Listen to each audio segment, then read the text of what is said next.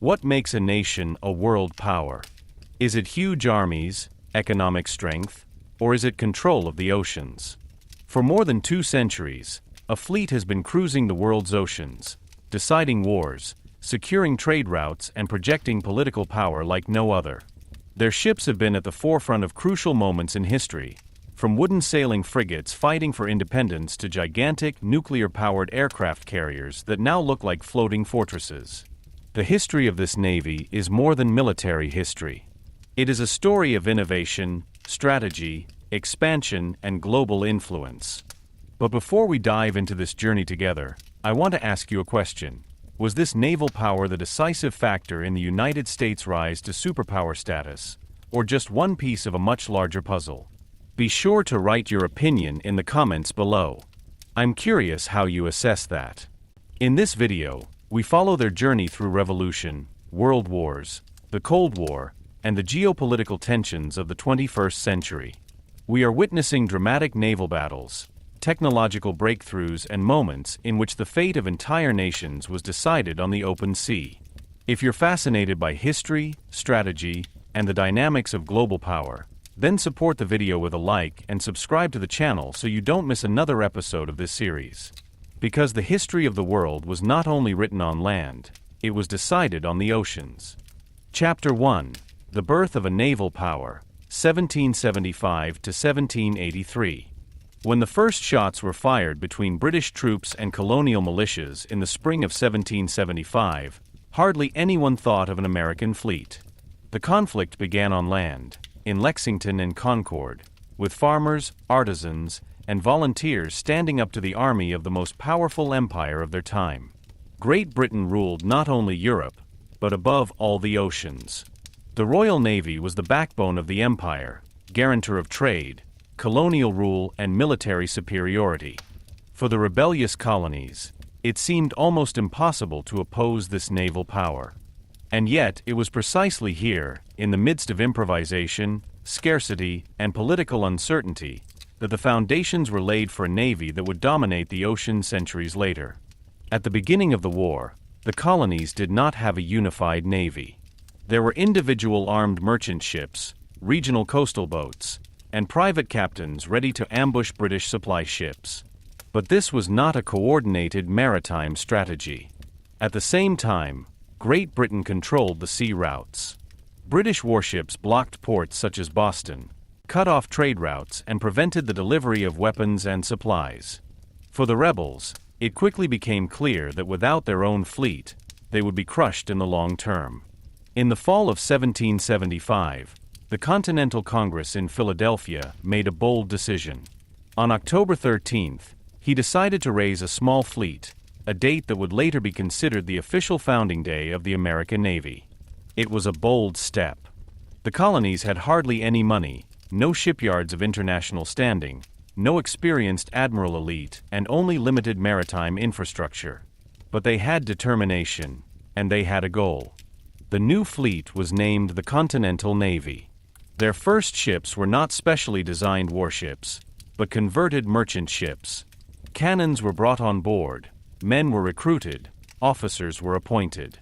One of the first and most important commanders was John Paul Jones, a Scottish-born sailor who would later become a legendary figure. His famous quote, "I have not yet begun to fight," was to become a symbol of indomitable resistance. But the reality was harsh. The Continental Navy suffered from a chronic lack of money. Sailors often had to wait months for pay.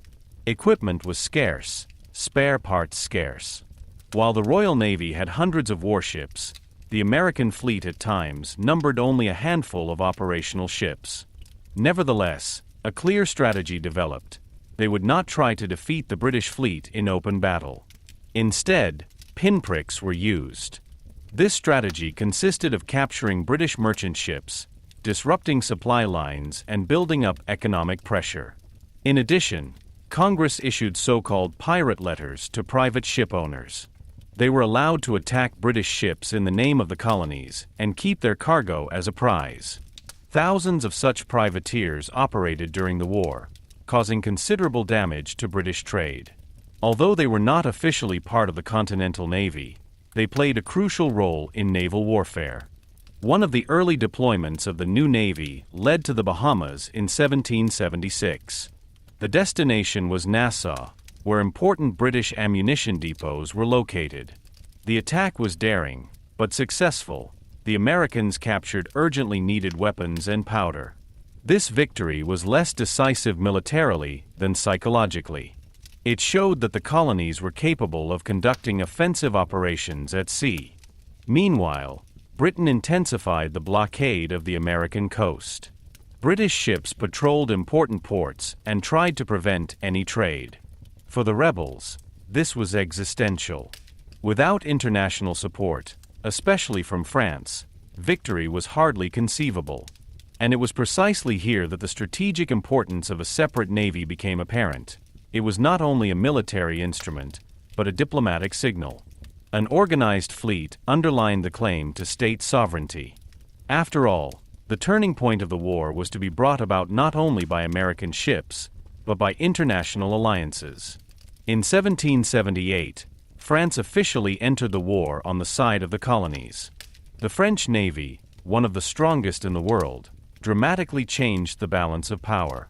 But without the previous American efforts, without the existence of its own fleet, this alliance would hardly have come about. The Continental Navy had proven that the resistance was serious and organized. One of the most dramatic episodes of naval warfare occurred off the coast of England in 1779. John Paul Jones, now commander of the Bonhomme Richard, encountered the British warship HMS Serapis. In a fierce battle, in which both ships were severely damaged, Jones refused to surrender despite the hopeless situation. In the end, he managed to board and conquer the Serapis. This victory, achieved in British waters, had enormous symbolic significance. For the first time, an American warship had defeated a British ship of the line in a direct duel.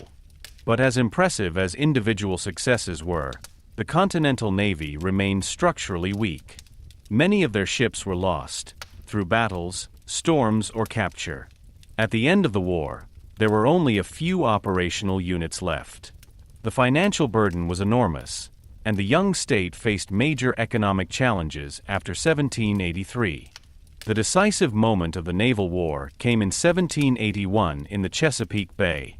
There, a French fleet under Admiral de Grasse blockaded the British Navy and prevented General Cornwallis from being reinforced or evacuated at Yorktown. This naval blockade made the American-French victory on land possible, and ultimately led to the British surrender. Although it was French ships that played the main role here, the event was proof of a fundamental truth. Control of the sea decides the outcome of wars. When the Treaty of Paris was signed in 1783, the independence of the United States was recognized. But the young nation was faced with a difficult decision. Many politicians distrusted standing armed forces, especially a navy, which was expensive to maintain. Most of the remaining ships were sold or decommissioned. The Continental Navy effectively ceased to exist. And yet she had created something lasting. It had shown that the United States had to defend its interests at sea. It had produced a generation of officers who understood maritime strategy. And it had proven that even a seemingly inferior fleet can have an impact through clever tactics and determination. The birth of American naval power was not a glorious, smooth process. It was characterized by improvisation, lack, and setbacks. But it was necessary. Without them, the colonies would hardly have gained international recognition, would hardly have been able to exert economic pressure on Great Britain, and possibly would not have made a decisive contribution to the final turning point of the war. In these 8 years between 1775 and 1783, not only a fleet was created, strategic thinking emerged. The recognition that the security and prosperity of the United States are inextricably linked to the oceans. This idea was to be confirmed again and again in the centuries to come. What began as a small, improvised force was the first step on a long road. A path that was to lead from wooden sailing ships to steel battleships, from steam-powered cruisers to nuclear-powered aircraft carriers. But all that was still a long way off. At first, there were only a handful of ships, a courageous decision by the Continental Congress. and the will not to be subjugated at sea. Here, in the shadow of the all-powerful Royal Navy, the foundation was laid for a naval power that would one day dominate the oceans itself. Chapter 2, Between Dissolution and Reconstruction, 1785 to 1798. When the Treaty of Paris was signed in 1783 and the War of Independence officially ended, the young republic faced a formidable challenge. The United States had won its freedom, but it was economically exhausted, politically fragile, and institutionally barely consolidated. In this atmosphere of distrust of central power, a strong navy seemed to many not a necessity, but a danger. The memory of British rule was fresh. For many Americans, a powerful fleet was not a symbol of security, but of oppression. The Royal Navy had blockaded ports, bombed cities, and controlled colonial trade. So why should you build an instrument yourself that reminded us of exactly this form of power? In addition, there was the financial reality. The war had left behind enormous debts. The Continental Navy, already small and often poorly equipped, was expensive to maintain. Their remaining ships were damaged or obsolete. Between 1783 and 1785, the last warships were sold. In 1785, the Alliance was the last ship to leave the service. For the first time since its founding, there was no longer a national navy. In the years under the Articles of Confederation, the federal government was weak. It had little authority to levy taxes or maintain a permanent armed force. Security was considered a task of the individual states. A federal navy seemed unnecessary to many.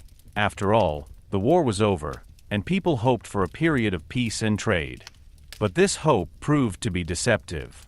Without their own fleet, American merchant ships were defenseless. During the war, they had at least benefited from the alliance with France. Now they stood alone. The situation became particularly dramatic in the Mediterranean.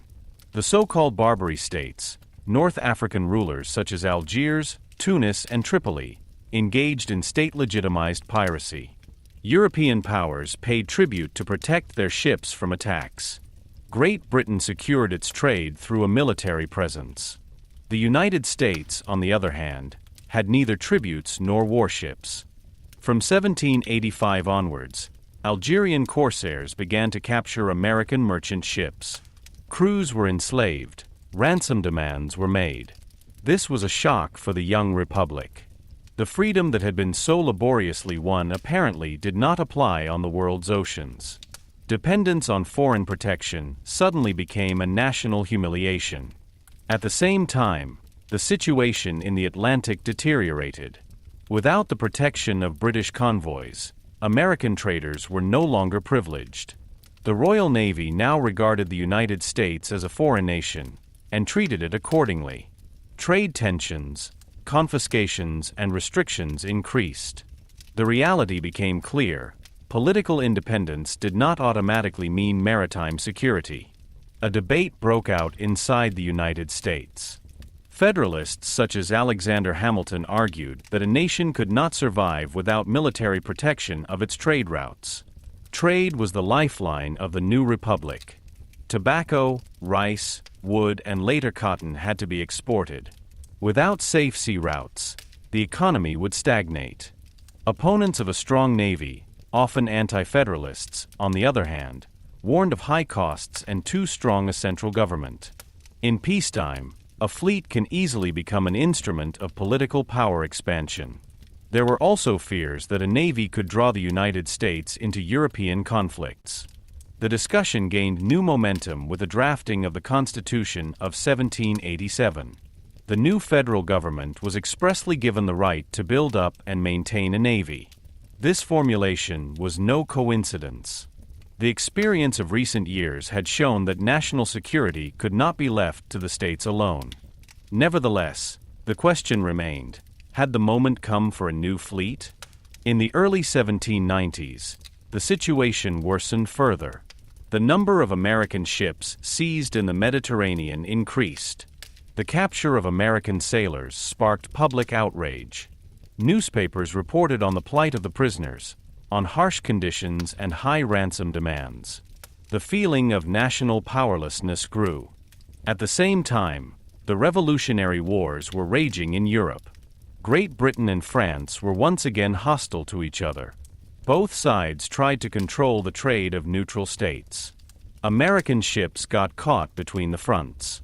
Without military protection, the young republic was forced to maneuver diplomatically, often with limited success.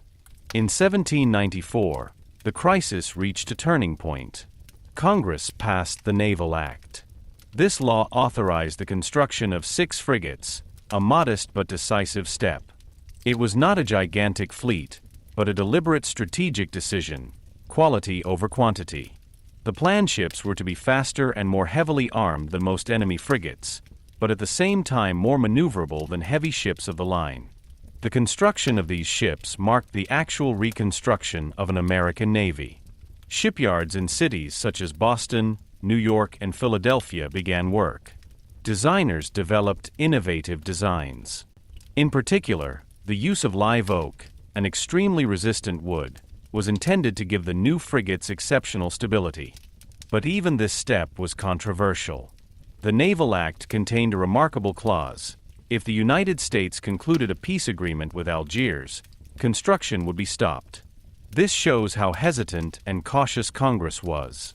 They wanted security, but not a permanent military obligation. As the frigates slowly took shape, tensions with France intensified. In 1798, the so-called Quasi-War, an unofficially declared naval war between the United States and Revolutionary France, escalated.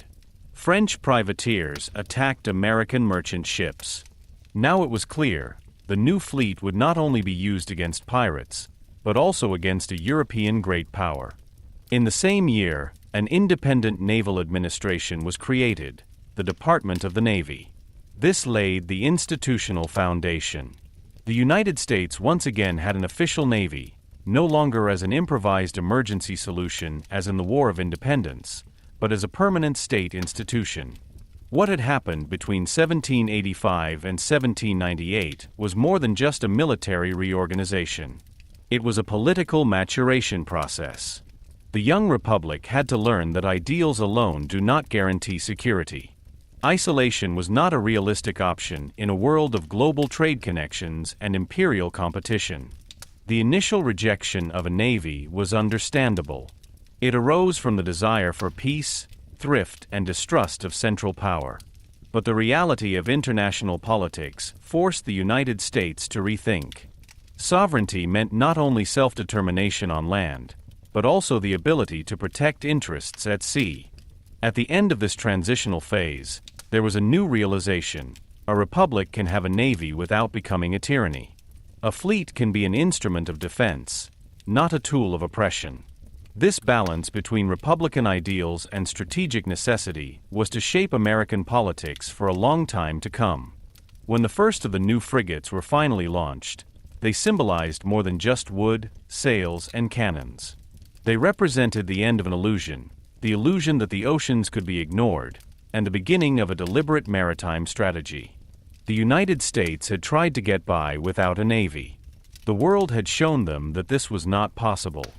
And so, barely a decade after the complete dissolution of its first fleet, the rebuilding of a naval power began, this time with a long-term perspective. Chapter 3: The Barbary Wars and the First Foreign Deployment. When the new American frigates were finally operational in the late 1790s, the question arose as to what they had been built for. The answer lay thousands of kilometers away, in the warm, politically torn Mediterranean. The so-called Barbary states, North African rulers such as Algiers, Tunis, Tripoli, and Morocco, had been operating there for centuries. Their rulers themselves allowed or organized armed raids on merchant ships in order to extort ransom money or enslave crews. This was not a new problem for European powers. They paid tributes or sent their fleets to demonstrate strength. For the United States, however, it was the first major test as an independent naval power. During the colonial period, American traders had benefited from the protection of the British Royal Navy. After independence, this protection ceased to exist. At first, the young republic tried to solve the problem diplomatically.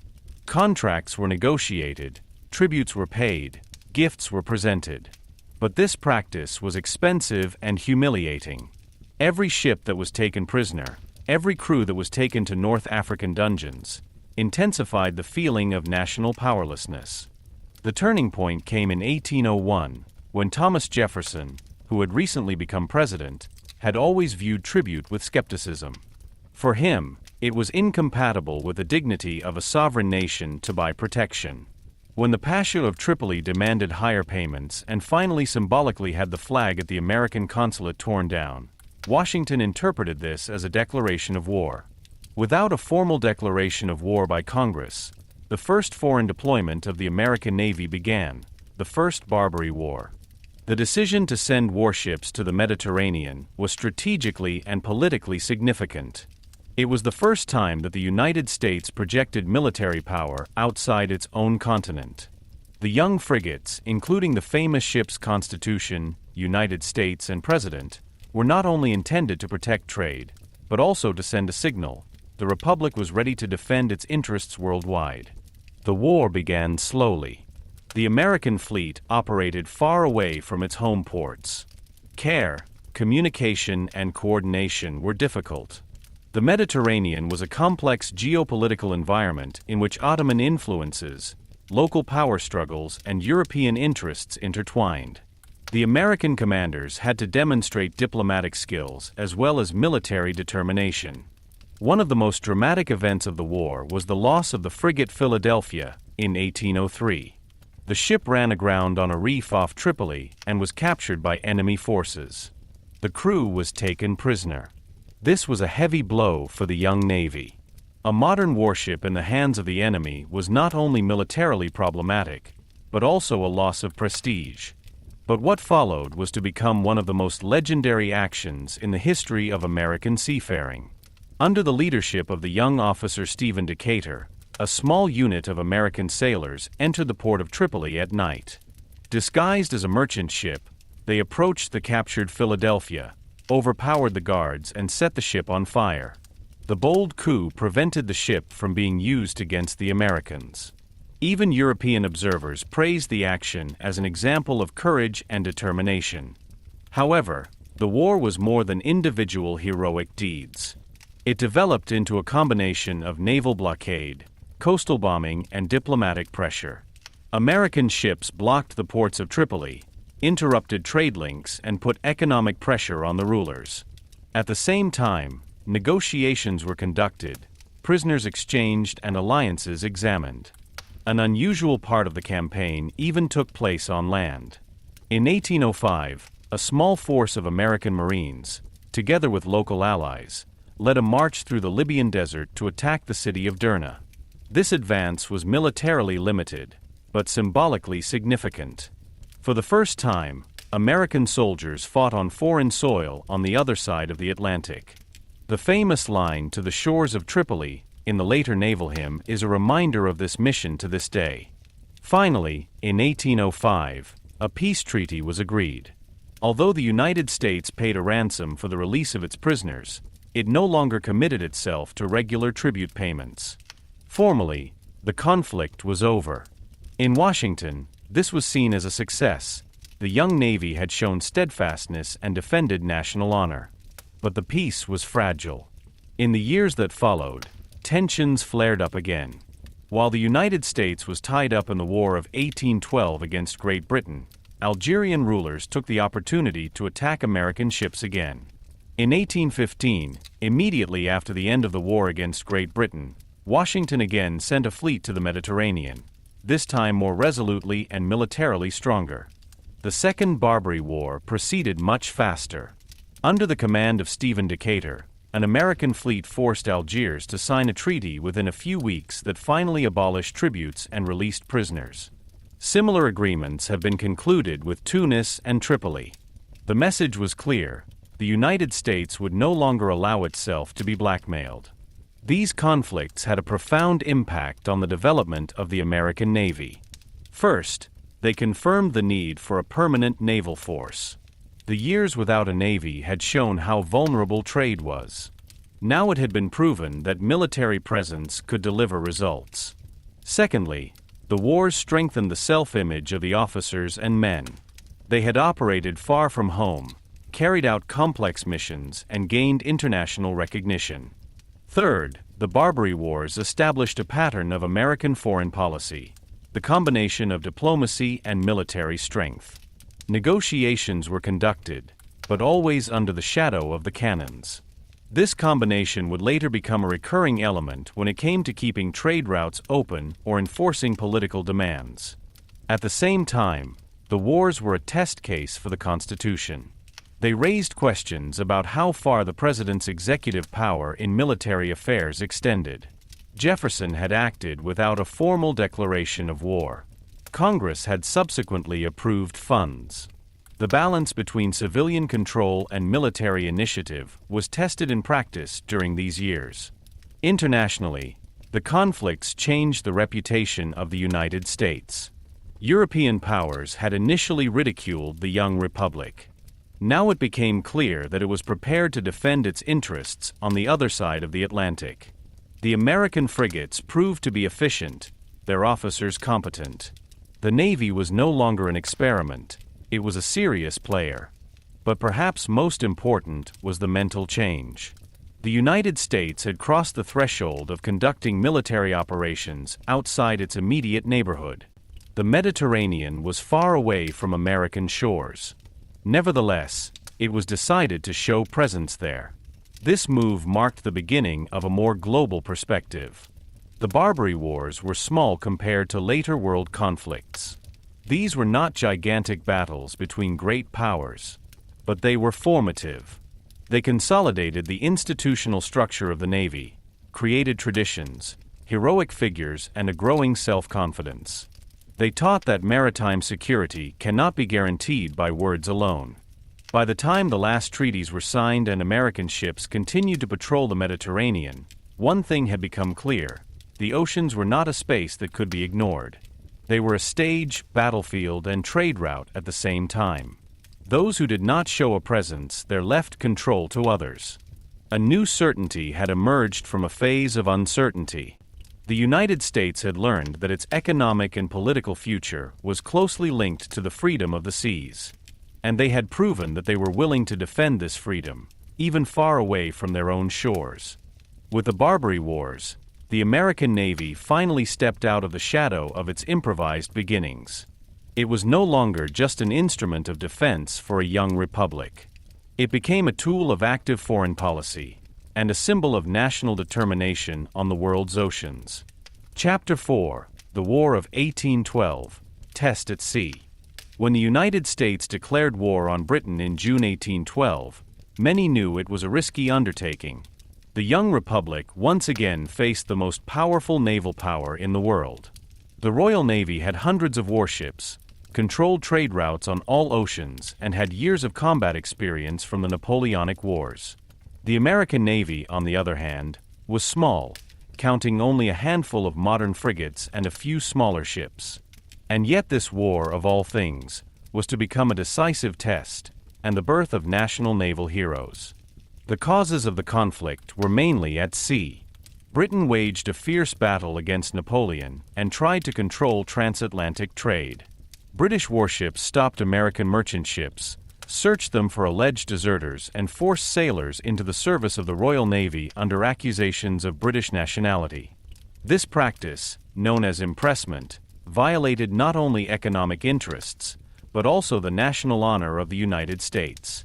In addition, there were trade restrictions and blockades that massively affected American exports. For many politicians, it was clear that without a decisive reaction, the young nation would lose its sovereignty. Nevertheless, the military starting position was unequal. The Royal Navy was globally bound, but far superior in numbers and organization. Strategically, the United States therefore once again opted for an indirect approach.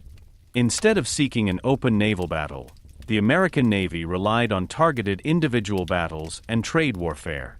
The heavy frigates built in the 1790s, including the United States, the President, and especially the Constitution, were exceptionally designed. They were larger and more heavily armed than typical British frigates, but had the speed to avoid larger ships of the line. This combination was to prove decisive. Already in the first months of the war, there were spectacular duels. In August 1812, the USS Constitution, under the command of Isaac Hull, encountered the British HMS Guerriere. The battle developed into an intense artillery duel at close range. The American cannonballs penetrated the British ship's side, while British hits bounced off the solid American oak construction seemingly ineffectually. Legend has it that a sailor exclaimed, "Your bullets bounce off like iron." A moment that earned the Constitution the nickname Old Ironsides. In the end, the Guerriere was a wreck and had to be abandoned. This victory had an enormous psychological effect. For the first time in an open battle, an American warship had clearly defeated a British frigate. In Europe, the Royal Navy was considered almost invincible. In the United States, jubilation broke out. Newspapers celebrated the Navy, patriotic songs were written, officers became national heroes. Shortly afterwards, another success followed. The USS United States under Stephen Decatur defeated HMS Macedonian. Once again, the superiority of the American frigates in armament and construction was evident. The captured Macedonian was even taken over by American service, a symbolic triumph. These early victories were militarily limited, but strategically invaluable. They boosted the morale of a nation whose land forces suffered several setbacks at the beginning of the war, including the defeat at Detroit. At sea, on the other hand, they were successful. The Navy became a beacon of hope. But Great Britain reacted. With the end of the Napoleonic threat in Europe, the Royal Navy was able to send more ships to North America. The British blockade of the American coast became more and more dense. Ports such as New York, Boston, and Chesapeake were monitored. American trade almost came to a standstill.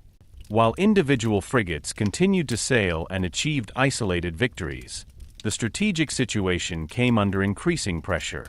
Nevertheless, there were still dramatic individual battles. In 1813, USS Constitution defeated HMS Java in another spectacular duel.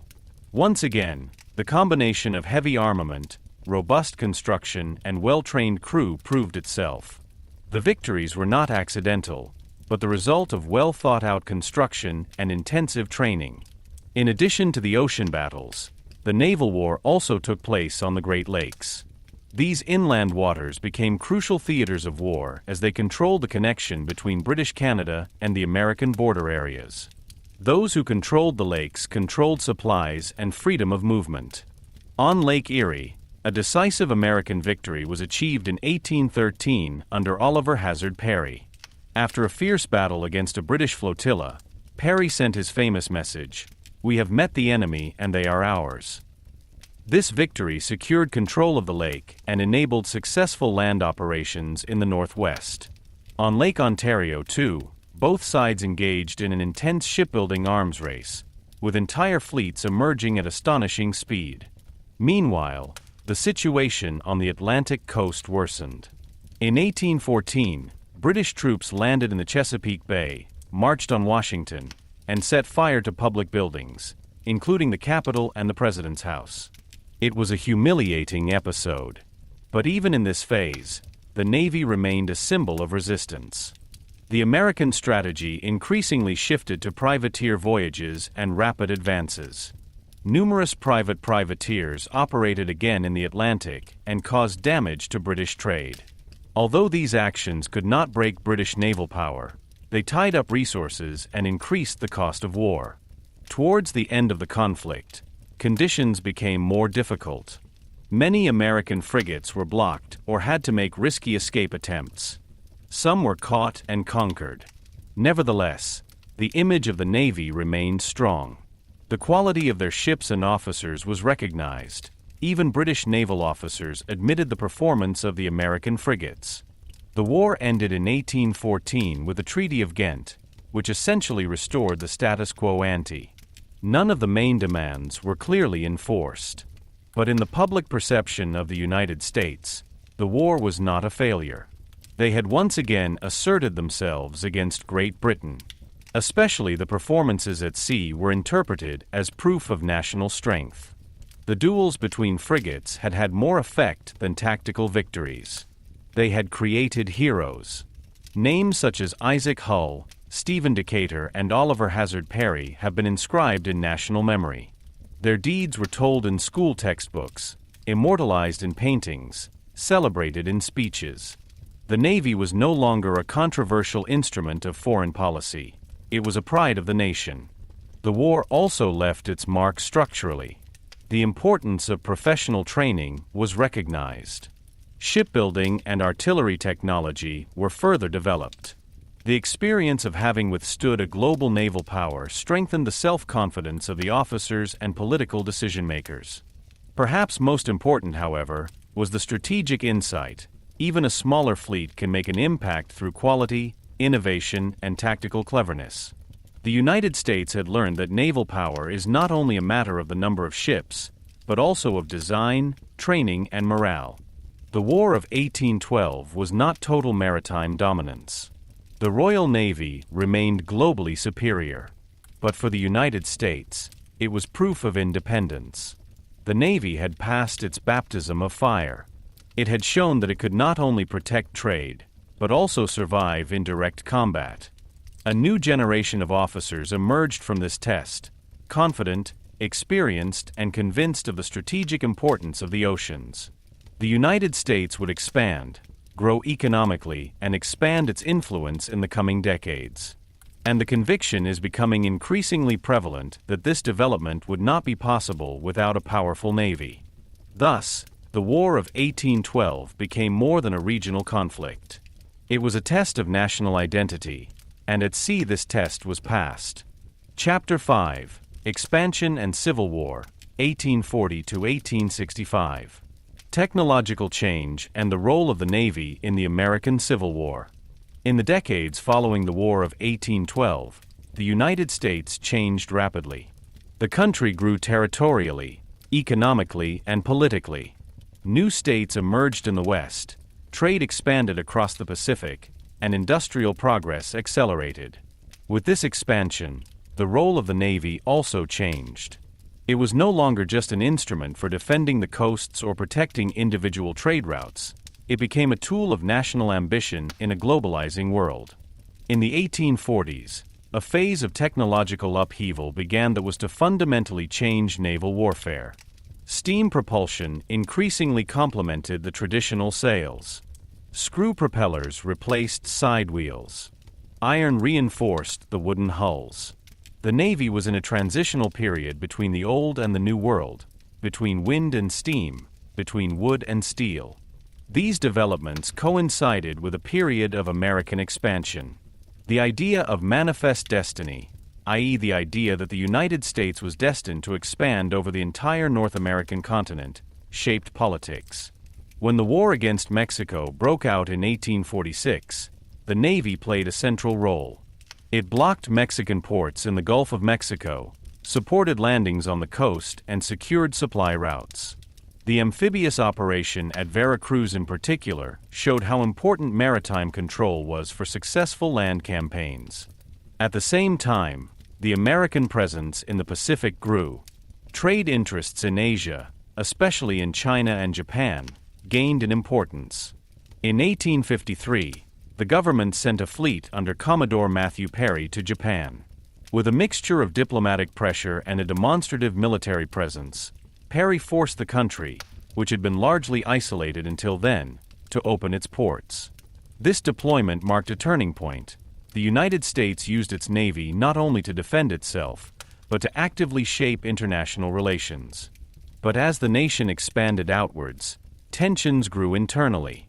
The question of slavery divided North and South. Economic differences deepened the conflict.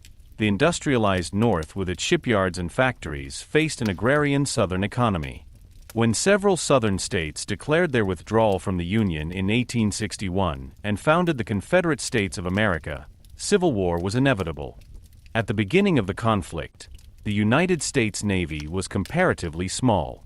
Many officers came from the South and joined the Confederacy. Numerous ships were on foreign stations. Nevertheless, The North had a decisive advantage: industrial capacity. Shipyards in the North were able to quickly build new ships, produce machines, and implement innovations. The strategic importance of the Navy in the Civil War lay above all in the blockade. In 1861, President Abraham Lincoln ordered a comprehensive naval blockade of the Confederate coast, from Virginia to Texas. The aim was to isolate the South economically, to prevent the export of cotton, and to prevent the import of weapons. This anaconda strategy was supposed to slowly strangle the South. The implementation was enormous. Thousands of kilometers of coastline had to be monitored. At the beginning, the blockade was permeable, but over the years it became more and more effective. Steamships patrolled ports such as Charleston, Savannah, and New Orleans. Blockade breakers tried to break through the lines with fast, low ships, but the risk was high. With each successful seizure, the economic situation of the Confederacy became more difficult. Meanwhile, a technological race was taking place that was to revolutionize naval warfare. In 1862, a battle took place off Hampton Roads that attracted worldwide attention. The Confederate Virginia, a converted and armored ship, met the newly developed Monitor of the Union. Both ships were protected with iron plates, the first real armored ships of their kind. The duel ended in a tactical draw, but strategically it was a turning point. Wooden ships were almost powerless against armored opponents. The era of classic sailing warships was coming to an end. Naval planners around the world watched the battle closely. The Civil War had become a laboratory of technological innovation. In addition to the blockade, the Navy also played a decisive role on rivers. The Mississippi River was the lifeline of the Confederacy. Whoever controlled it cut the South in two. The Union built a fleet of riverboats, often armored, equipped with heavy artillery, to advance along the Mississippi River and its tributaries. Together with land troops, they captured strategic points such as New Orleans and later Vicksburg. The capture of Vicksburg in 1863 was a decisive moment. With complete control of the Mississippi, the Confederacy was effectively divided. Supply and communication were massively hampered. The Navy had not only acted as a support, but had also actively influenced the course of the war. At the same time, the Confederacy developed new, unconventional means.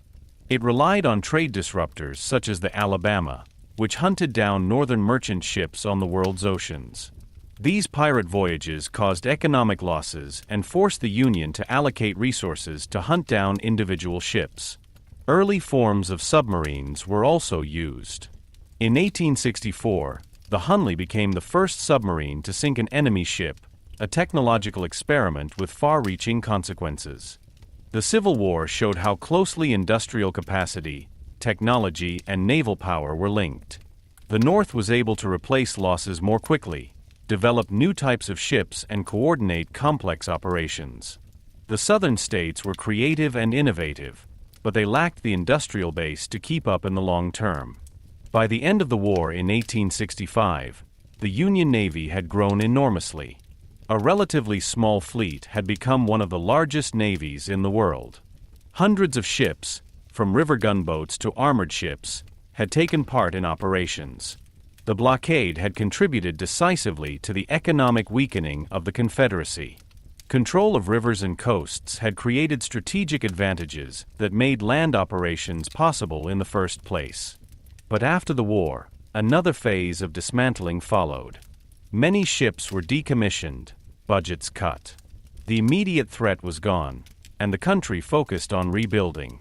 Nevertheless, the years between 1840 and 1865 had fundamentally changed the Navy.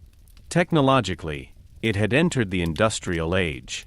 Steam propulsion, armor, new artillery systems, and the first submarine concepts had redefined naval warfare.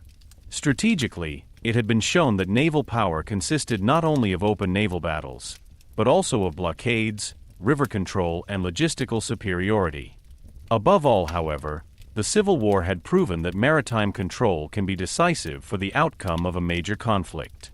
The Union had not only won on land, it had dominated the sea and the rivers. This lesson should shape future generations of strategists. When the United States entered a new phase of industrialization after 1865, the maritime foundation was ready. The experience of expansion and civil war had shown that a modern nation without a modern navy remains vulnerable. The next step would be not only technological, but also geopolitical. The oceans were waiting, and with them a new role for the United States on the world stage. Chapter 6: Steel, Steam and Empire, 1865 to 1898. The transition to the modern fleet and the path to world power. When the guns of the Civil War fell silent in 1865, the United States was faced with a paradox. They had built up one of the largest navies in the world, but only a few years later there was hardly anything left of it. Hundreds of warships, hastily constructed for blockade and river warfare, were decommissioned or sold. The country turned inwards, occupied with Reconstruction, industrialization, and the development of the West. The Navy shrank rapidly. By the 1870s, it was outdated, technically backward, and hardly relevant internationally. While Europe entered a new maritime age, the American fleet lagged behind. Great Britain, France, and the newly founded German Empire built huge armored ships made of iron and steel. Steam propulsion finally replaced the sail. Rotating turrets replaced the traditional broadsides. The Industrial Revolution had radically changed naval warfare, but the United States had slept through this change for the time being. For a long time, Washington lacked the political will to invest massively in a modern fleet. Isolationist currents dominated. Many saw no immediate threat. The oceans were considered natural protective barriers. But this assessment ignored a fundamental development. The United States itself became an industrial nation. As production grew, so did the need for international markets. Merchant ships carried American goods across the Atlantic and increasingly into the Pacific. Economic expansion required maritime security. At the same time, a new strategic way of thinking emerged. A key figure in this phase was the naval officer and historian Alfred Thayer Mahan. In 1890, he published his work The Influence of Sea Power Upon History. In it, he argued that national greatness is inextricably linked to naval power. States that control trade routes and maintain strong fleets would dominate globally. Mahan analyzed historical examples, from Great Britain to the Netherlands, and derived strategic principles from them. His ideas found fertile ground. Industrialists, politicians, and officers began to understand naval power not only as a means of defense, but as an instrument of geopolitical design. The idea that the United States should play an active role overseas gained approval. This marked the beginning of a phase of targeted modernization. In the 1880s, the government initiated an ambitious new construction program. The so-called New Navy emerged. Instead of old wooden ships, modern cruisers and battleships were now built of steel. Steam propulsion became standard. Advanced guns with longer range and higher penetration were used. Shipyards in cities such as Philadelphia, New York, and Newport News developed into industrial centers. This change was more than just technical progress. It symbolized the entry of the United States into the age of great industrial powers. Steel was the material of progress, in railways, factories, and now also in warships. The Navy became a visible expression of national modernity. At the same time, the strategic orientation changed. While the former Navy operated mainly near the coast, global presence was now planned. Bases abroad gained in importance. Coal, the fuel of steamships, had to be available. This led to growing interest in islands and ports in the Pacific and the Caribbean. A decisive step was the expansion of Pearl Harbor in Hawaii as a naval base. Samoa, Guam, and other strategic points also came into the focus of American interests. The idea of a transoceanic presence took shape.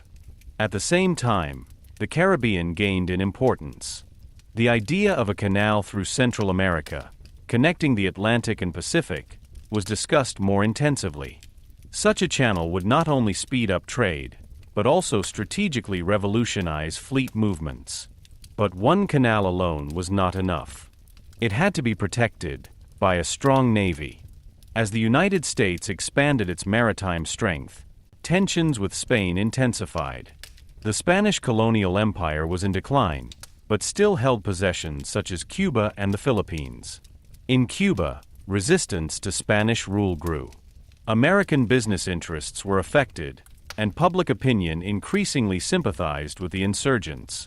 When the American battleship Maine exploded and sank in the harbor of Havana in 1898, the situation escalated. The cause of the explosion was unclear, but in the United States it was perceived as a hostile act. The call for war became louder. President William McKinley was under enormous pressure. When the war broke out, the modernized Navy was ready, and it was to impressively demonstrate its capabilities. In May 1898, an American fleet under Commodore George Dewey encountered the Spanish Pacific Fleet in Manila Bay. Within a few hours, the Spanish ships were destroyed. The victory was overwhelming. He demonstrated the technical superiority and tactical efficiency of the new American fleet. At the same time, he opened the way to the occupation of the Philippines. A little later, the decisive naval battle off Santiago de Cuba took place in the Caribbean. The Spanish Atlantic Fleet tried to break out of the harbor, but was intercepted by American ships and almost completely destroyed. Here, too, the dominance of modern steel warships with powerful artillery was evident. The Spanish-American War lasted only a few months, but its consequences were far-reaching. Spain lost Cuba, Puerto Rico, Guam, and the Philippines. The United States emerged as a colonial power for the first time. They now had bases in the Pacific and the Caribbean. The Navy was the decisive instrument of this increase in power. This moment marked the transition from a continental to an overseas power. The United States had not only defended its coasts, it had fought and won war far from its territory. The oceans were no longer barriers, but connecting spaces of American interests. But with this new status came new challenges. The administration of overseas territories required a permanent presence. Trade routes had to be protected, uprisings suppressed, diplomatic interests protected. The Navy became a permanent player in global politics. Technologically, progress continued. Battleships became larger, faster, and heavier armed. Wireless technology improved communication. Logistics and training have been professionalized. The Naval Academy in Annapolis developed into a center of strategic education. At the same time, the nation's self-image changed. The idea of being a world power gained acceptance. Public parades, international naval visits, and diplomatic missions strengthened the prestige. The Navy became a symbol of national strength, visible in ports around the globe. Between 1865 and 1898, the U.S. Navy had evolved from an obsolete, neglected force to a modern fleet of steel. This change was no coincidence. It was the result of industrial capacity, strategic thinking, and political decision. The combination of economic expansion and maritime modernization led the United States on a new path. By the end of the century, it was clear that the United States was no longer a regional power. You were a global player, and this new role rested on a foundation of steel and steam. The transition to the modern fleet had not only changed naval warfare, it had redefined the country's geopolitical identity. The oceans were now the stage for American power projection, and the Navy was their most visible instrument. Chapter 7: The Spanish-American War and Global Presence. America's Rise to Colonial Naval Power. As the 19th century drew to a close, the United States had catapulted itself into a new league economically and industrially. Steel mills produced on an unprecedented scale, railroads crisscrossed the continent, and American goods poured into international markets. But with this economic expansion, the pressure to secure a political and military presence beyond its own coasts also grew. The Spanish-American War of 1898 became the catalyst for this development, a brief but momentous conflict that finally made the United States a colonial maritime power. Tensions with Spain were mainly concentrated in Cuba. Cuban rebels had been fighting against Spanish colonial rule for years. American investors had significant economic interests on the island, especially in sugar production. Reports of brutal measures by the Spanish authorities caused outrage among the American public. Newspapers, which were in fierce competition, further dramatized the events and stirred up a mood ready for war. When the American battleship USS Maine exploded in the harbor of Havana in February 1898, killing 266 sailors, the crisis reached its peak. The exact cause of the explosion remained unclear, but in the public perception Spain was considered responsible. The cry of "Remember the Maine" became a battle cry. Political pressure and nationalist pathos finally led to the declaration of war. For the Navy, the conflict was a test of the new steel fleet.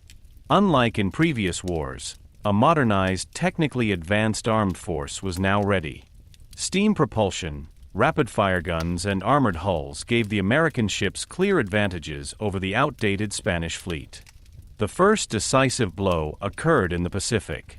As early as May 1, 1898, an American fleet under Commodore George Dewey encountered the Spanish Pacific Fleet in Manila Bay. In a precisely guided attack, the American ships destroyed almost the entire Spanish force without being severely damaged themselves. The victory was overwhelming and had strategic implications.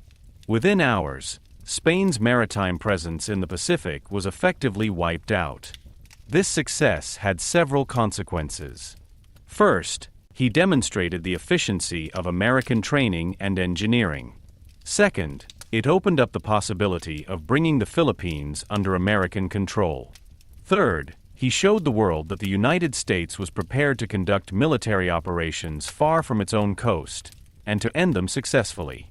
While facts were created in the Pacific, attention in the Atlantic was focused on the Caribbean.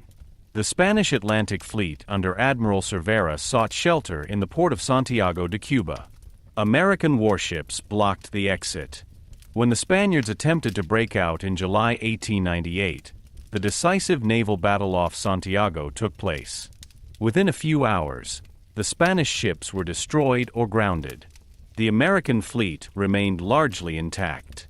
These two battles, Manila and Santiago, decided the war at sea. Without maritime support, Spanish troops were isolated in Cuba and the Philippines. This made land warfare much easier. The Navy had not only won victories, but had created the strategic basis for overall success. The war lasted only a few months. In December 1898, the Treaty of Paris was signed. Spain ceded Cuba, which formally became independent, but was heavily under American influence. Puerto Rico and Guam passed directly into American ownership. The Philippines was ceded to the United States for a payment of $20 million. These acquisitions fundamentally changed the geopolitical position of the United States. For the first time, they had a network of overseas possessions that stretched from the Caribbean Sea to the Western Pacific. The Navy was now not only an instrument of protection, but also a guarantor of an imperial presence. But the new status was controversial. A fierce debate about imperialism erupted in the United States. Critics argued that colonial rule contradicted the nation's republican ideals. Supporters, on the other hand, emphasized economic opportunities, strategic necessities, and the claim to fulfill a civilizational mission. The Navy played a central role in this debate. Without their strength, the new possessions would not have been tenable. In the Philippines, there was soon an uprising against American rule. The subsequent Philippine-American War showed that imperial possessions meant not only prestige but also long-term military obligations. The Navy supported operations, transported troops, and secured coastal regions. Global presence required continuous commitment. At the same time, the Caribbean gained strategic importance. The United States increasingly viewed it as a sphere of influence. The Monroe Doctrine, originally formulated as a warning to European powers, took on new practical dimensions. In order to shorten the connection between the Atlantic and the Pacific, the construction of an interoceanic canal in Central America came into focus. Such a canal would only make strategic sense if it was protected by a strong navy. The years after 1898 were marked by intensive fleet expansion. Battleships became larger, more armored and better armed. The United States began to compete with the major European powers in a maritime competition. President Theodore Roosevelt, himself a former naval officer and staunch advocate of naval power, vigorously pushed this development. Roosevelt saw the Navy as a diplomatic instrument. His famous formula "speak softly and carry a big stick" reflected the belief that credible negotiating positions are based on military strength. Between 1907 and 1909, he sent the so-called Great White Fleet on a circumnavigation of the world, an impressive demonstration of American naval power. White battleships called at ports on several continents, signaling that the United States had a global presence. But immediately after the Spanish-American War, it had become clear that naval power meant more than battleships. It required logistics, coal and later oil stations, repair yards, and communication networks. Guam became an important base in the Pacific. Puerto Rico and Guantanamo Bay in Cuba gained strategic importance. This infrastructure turned selective victories into a permanent presence. The transformation from a continental to a maritime world power had taken place within a few years. As late as the 1870s, the U.S. Navy was technically backward and politically marginalized. 3 decades later, it decided wars on 2 oceans. The Spanish-American War was significant less because of its duration than because of its symbolic effect. It marked the moment when the United States abandoned its reluctance to engage overseas. The Navy was the instrument of this change. Their victories gave policymakers the confidence to take a more active role on the world stage. With the new role, however, responsibility also grew. Global presence meant constant vigilance. Trade routes had to be secured, diplomatic interests protected, potential rivals observed. The oceans were now not only transport routes, but geopolitical spaces in which power was visible and measurable. The Spanish-American War was thus more than a colonial conflict. It was the breakthrough into a new era. The United States had shown that it was not only an industrial, but also a maritime great power. The Navy had gone from being a defensive instrument to a mainstay of imperial policy. At the end of the 19th century, there was a nation that looked after its interests on several continents. Their ships cruised in the Atlantic, the Pacific, and the Caribbean. Their flag flew over islands and bases far away from the American mainland. The path to becoming a world power was not paved by economic strength alone. It ran across the oceans. And on these oceans, it was the Navy that set the course. Chapter 8: World War I, Convoys and Submarine War. Securing the Atlantic routes. When World War I broke out in Europe in the summer of 1914, the United States initially declared itself neutral. President Woodrow Wilson wanted to keep the country out of the conflict. But neutrality did not mean isolation. The American economy was closely intertwined with Europe, especially with Britain and France. Raw materials, food, and industrial goods flowed across the Atlantic. This once again put the control of sea routes at the center of American interests. At the beginning of the war, the British Royal Navy continued to dominate the world's oceans. It imposed a comprehensive blockade on the German Reich in order to weaken its economy. Germany responded with a new technologically revolutionary instrument, the submarine. These submarines could operate unnoticed, torpedo merchant ships, and quickly disappear again. They posed a serious threat to any nation that relied on maritime supplies.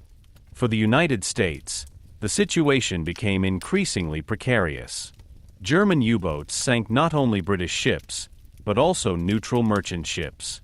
In 1915, the sinking of the passenger steamer Lusitania, in which American citizens also lost their lives, caused outrage. Although Berlin tried to limit submarine warfare at times, the strategic necessity from the German point of view remained. The war could only be won by interrupting British supplies. In 1917, Germany decided in favor of unrestricted submarine warfare. Every ship unit in certain sea areas should be considered a legitimate target. This decision accelerated the entry of the United States into the war. In April 1917, they declared war on the German Reich, and thus the Atlantic finally became the central theater of American naval power. The American Navy was now faced with a daunting task. It not only had to protect its own merchant ships, but also secure troop transports to Europe. Millions of soldiers were to be brought across the Atlantic, in a sea area crisscrossed by German U-boats. A single successful attack on a fully occupied troop transport would have had catastrophic consequences. At the beginning, the strategy was unclear. Individual merchant ships were easy targets. Submarines operated flexibly, attacked isolated ships and disappeared back into the depths of the ocean. It quickly became clear that new tactics were necessary. The solution lay in the convoy system. The principle was simple but effective. Merchant ships no longer sailed alone, but in groups, escorted by warships.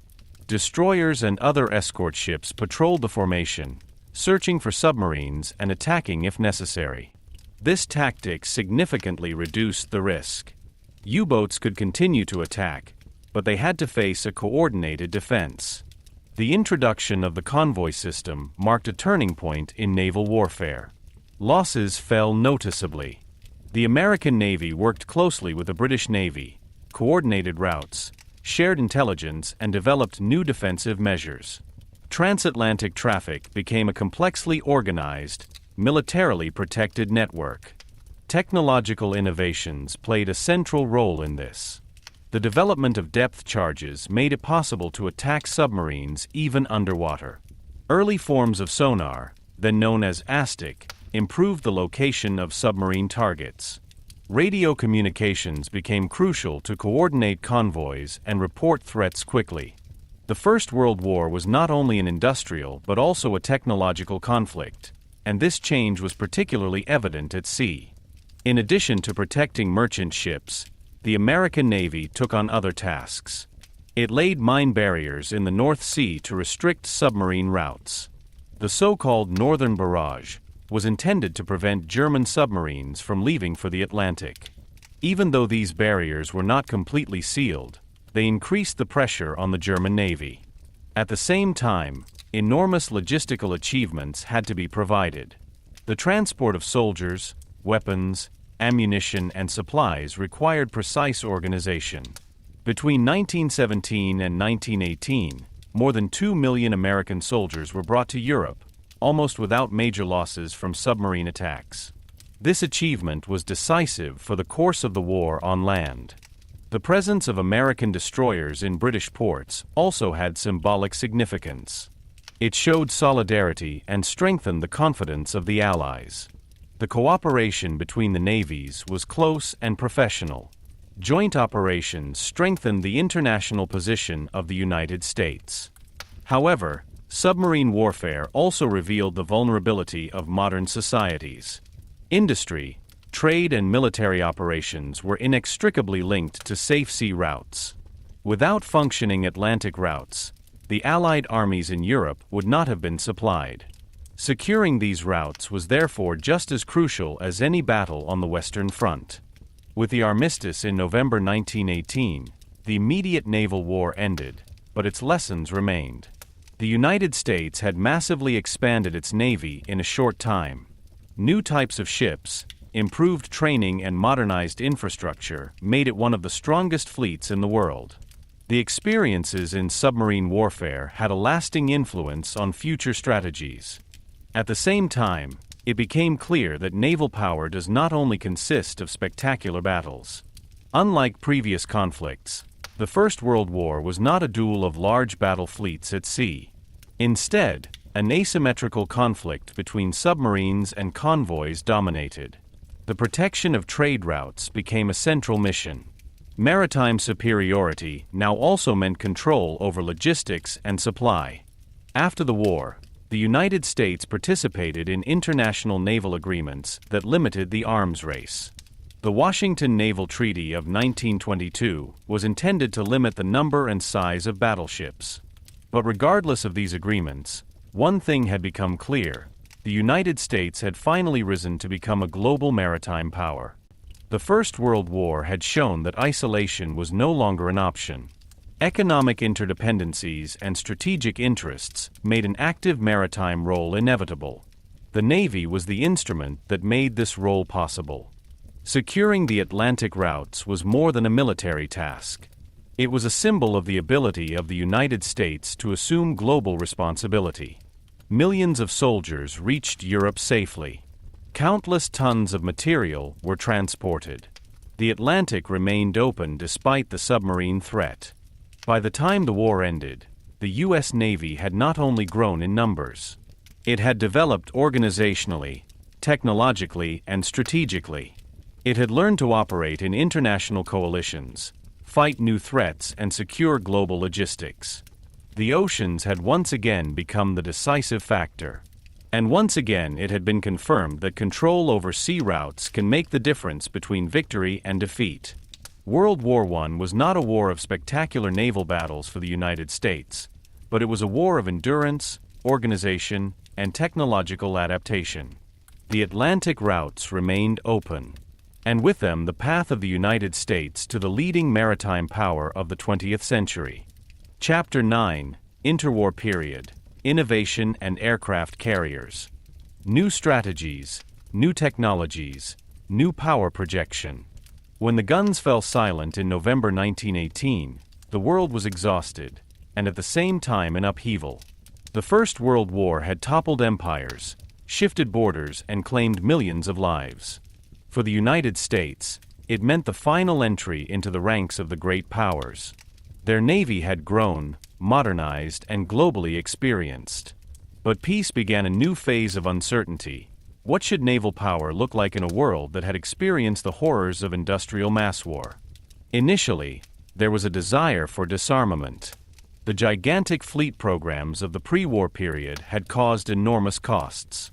In particular, the battleships, floating fortresses made of steel with huge guns, were considered symbols of the imperial race.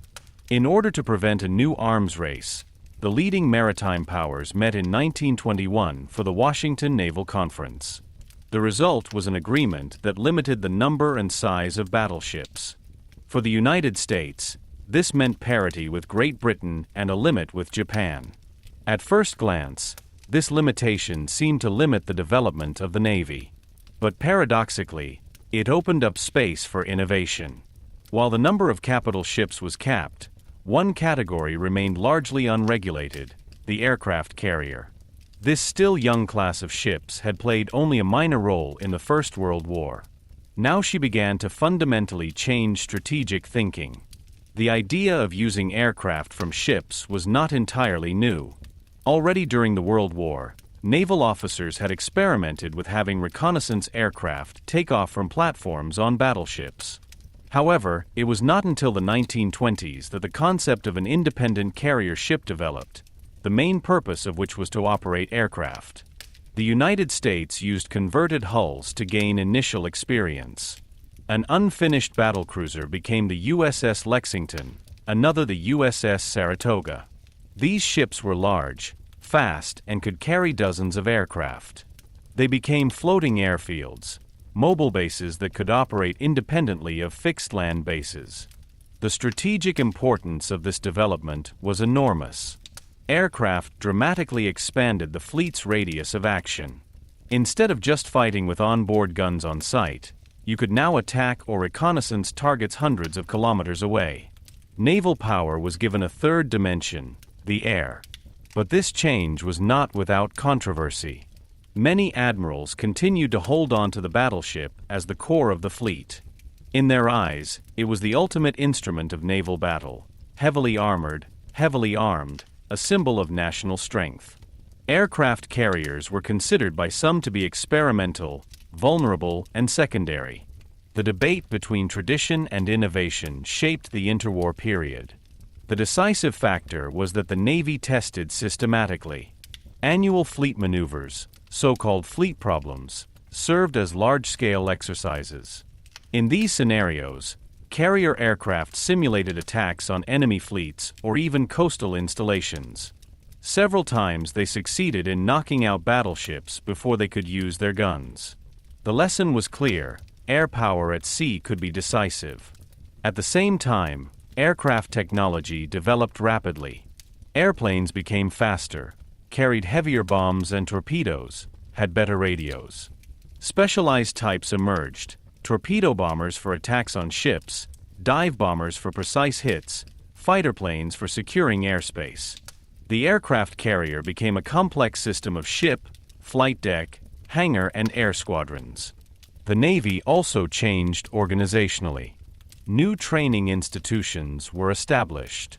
Pilots not only had to fly, but also take off and land on swaying decks, one of the most demanding disciplines in aviation. Technicians developed procedures for rapid refueling and armament. Logistics became a key competence. Meanwhile, the geopolitical situation remained tense. In Europe, authoritarian regimes gained influence. In Asia, Japan expanded increasingly aggressively.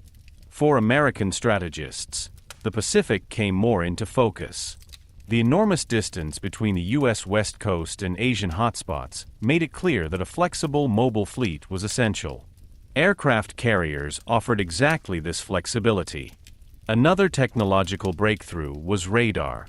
In the 1930s, scientists began using radio waves to locate airplanes and ships. Even though the technology was still in its infancy, it promised to make surprise attacks more difficult and shorten reaction times. The Navy recognized the potential early on and invested in research. At the same time, new concepts of power projection developed. Naval power no longer meant only the decisive battle between fleets. It included airstrikes on land targets, amphibious operations, and rapid reaction forces. The combination of carriers, cruisers, and destroyers formed so-called task forces, flexible formations that could operate independently. Despite disarmament treaties, a certain amount of competition remained. Japan also invested heavily in aircraft carriers and developed an offensive doctrine that relied on surprise and rapid, coordinated airstrikes. Great Britain modernized its fleet. The United States had to keep up.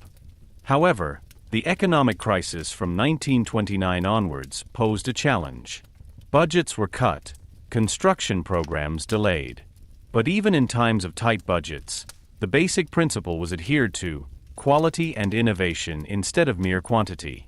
New carrier classes were planned, including the Yorktown class, which was considered to be particularly balanced. The interwar period was thus not a phase of stagnation, but a time of intensive conceptual work. Officers analyzed historical battles, simulated future conflicts, and developed operational plans for various scenarios, especially for a possible war in the Pacific. The so-called War Plan Orange dealt in detail with a hypothetical conflict against Japan and emphasized the role of mobile naval units. At the same time, the Navy also gained in importance domestically. It became a symbol of technological modernity. Aircraft carriers impressed with their size and complexity. Air parades and port visits demonstrated progress and strength. The public began to think of naval power not only in terms of cannons and steel, but in terms of speed and range. As the international situation came to a head in the late 1930s, with the expansion of Nazi Germany in Europe and Japanese aggression in China, the United States accelerated its rearmament. New girders were laid down, existing ones modernized. Radar has been improved, air defense has been strengthened, aircraft models have been further developed.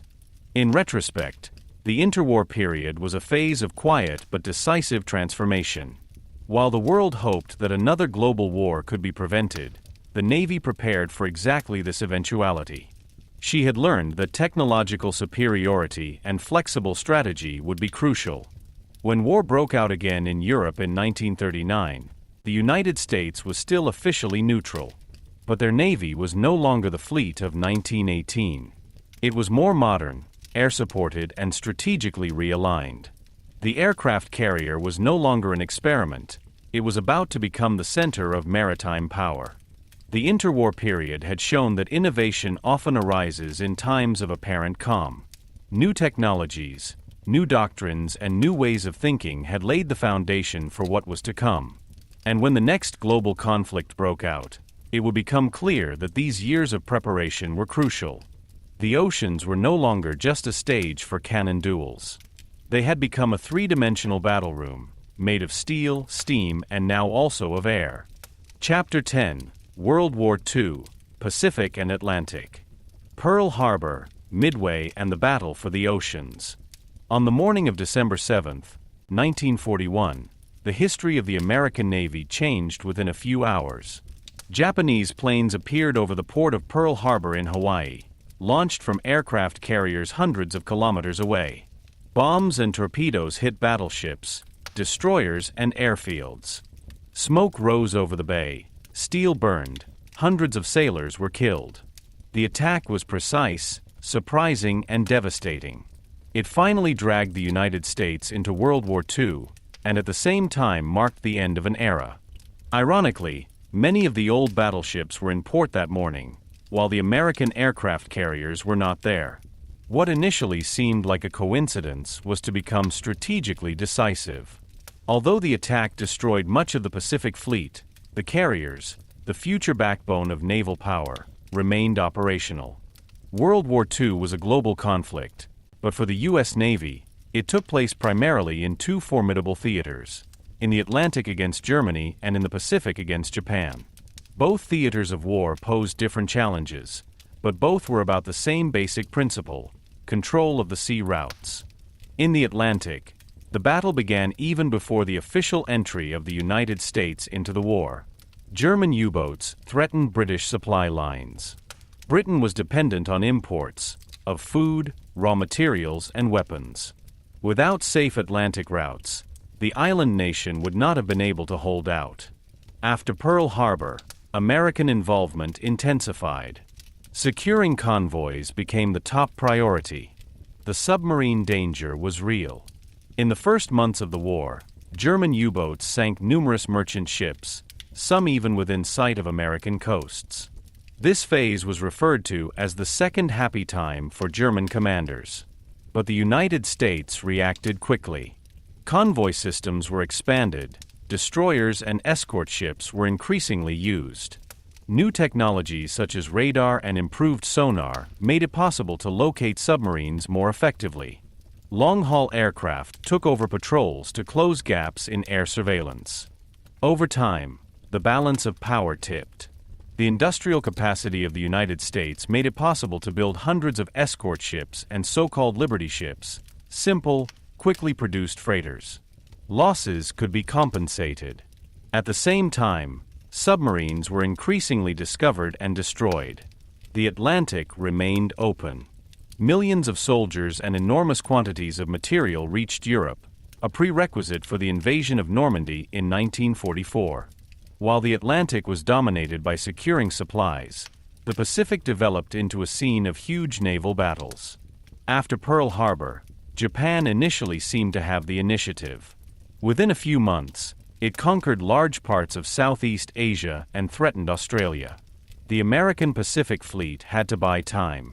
The first major setback for Japan was the Battle of the Coral Sea in May 1942. It was the first naval battle in history in which the opposing fleets never saw each other directly. Carrier-operated aircraft carried out the attacks. Although both sides suffered losses, the Japanese advance was halted. Even more significant was the Battle of Midway in June 1942.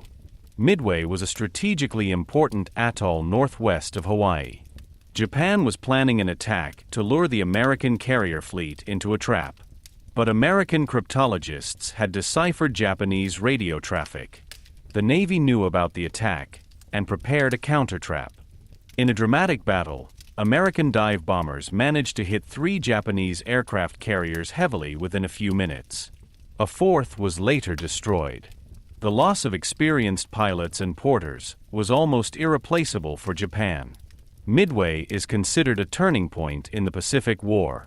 From that moment on, the strategic initiative increasingly passed to the United States. A long phase of hard, costly battles followed, island by island. The strategy of island hopping aimed to bypass heavily fortified Japanese positions and instead conquer strategically important islands. From there, airfields could be built and further advances prepared. The Navy played a central role in this. It transported troops, bombed coastal positions, and secured supplies. The battles for Guadalcanal, the Philippines, and finally Iwo Jima and Okinawa were bloody and bitter. Japan increasingly relied on kamikaze attacks, suicide pilots who piloted their planes into American ships. The Navy responded with increased air defense, radar warning systems, and tighter security of the fleet units. Technologically, naval power reached a new dimension. Aircraft carriers were now the heart of every task force. Battleships served primarily as artillery platforms for coastal bombing. U-boats, for their part, were used offensively to destroy Japanese supply lines. American submarines sank a large part of the Japanese merchant fleet, a strategic blow that strangled Japan's economy. The industrial superiority of the United States was overwhelming. Shipyards produced carriers, destroyers, and submarines at a previously unimaginable pace. The so-called Essex class of aircraft carriers became the backbone of the Pacific Fleet. New aircraft models such as the F-6F Hellcat dominated the airspace. The combination of industry, training, and technology made the Navy the most powerful naval force in the world. At the same time, cooperation with allies remained crucial. In the Atlantic, American and British units worked closely together. In the Pacific, Australian and other allied forces supported the operations. The Second World War was a coalition war, and naval power was the unifying element. When the invasion of Normandy began in 1944, the importance of maritime control was once again apparent. Thousands of ships transported troops across the English Channel, supported by massive sea bombing. Without secured sea routes, this operation would have been impossible. In the Pacific, the American fleet moved closer and closer to the main Japanese islands. The Battle of the Philippine Sea in 1944, often referred to as the Great Marianas Turkey Shoot, led to the almost complete defeat of the Japanese carrier air force. The naval battle in the Gulf of Leyte was one of the largest in history, a complex battle with several naval formations. Until 1945, Japan was isolated.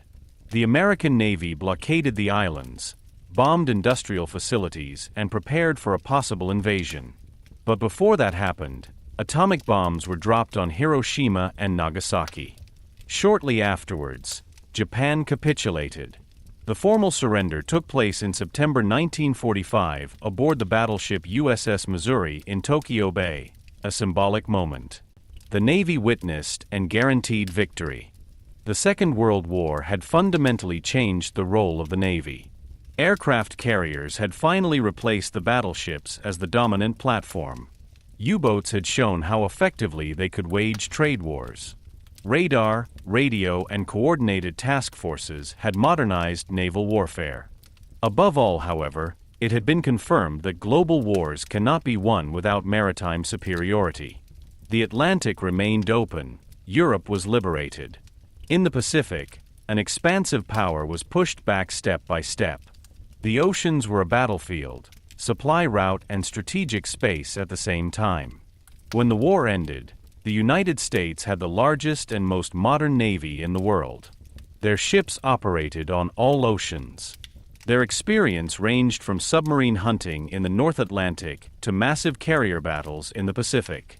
The Second World War had finally made the United States the leading maritime power.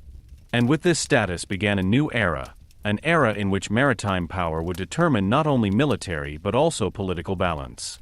Chapter 11: Cold War, Deterrence Underwater. Nuclear submarines, aircraft carrier groups, and global presence. When World War II ended in 1945, the United States stood as the undisputed naval power. Their fleet was larger and more modern than any other. But the next conflict was not announced with open battles, but with ideological tension. The alliance against Nazism quickly turned into a geopolitical antagonism between the United States and the Soviet Union. The Cold War began, a global power struggle in which the oceans once again played a central role. In contrast to the World Wars, it was now less about direct confrontation than about deterrence. Both superpowers had nuclear weapons. An open war would have had devastating consequences for all of humanity. This gave naval power a new strategic dimension. It was not only to be able to fight, but above all to prevent war from occurring in the first place. A technological breakthrough ushered in this new era, nuclear propulsion. In 1955, the USS Nautilus, the world's first nuclear-powered submarine, was launched. Unlike diesel-powered boats, it didn't have to surface regularly to charge batteries.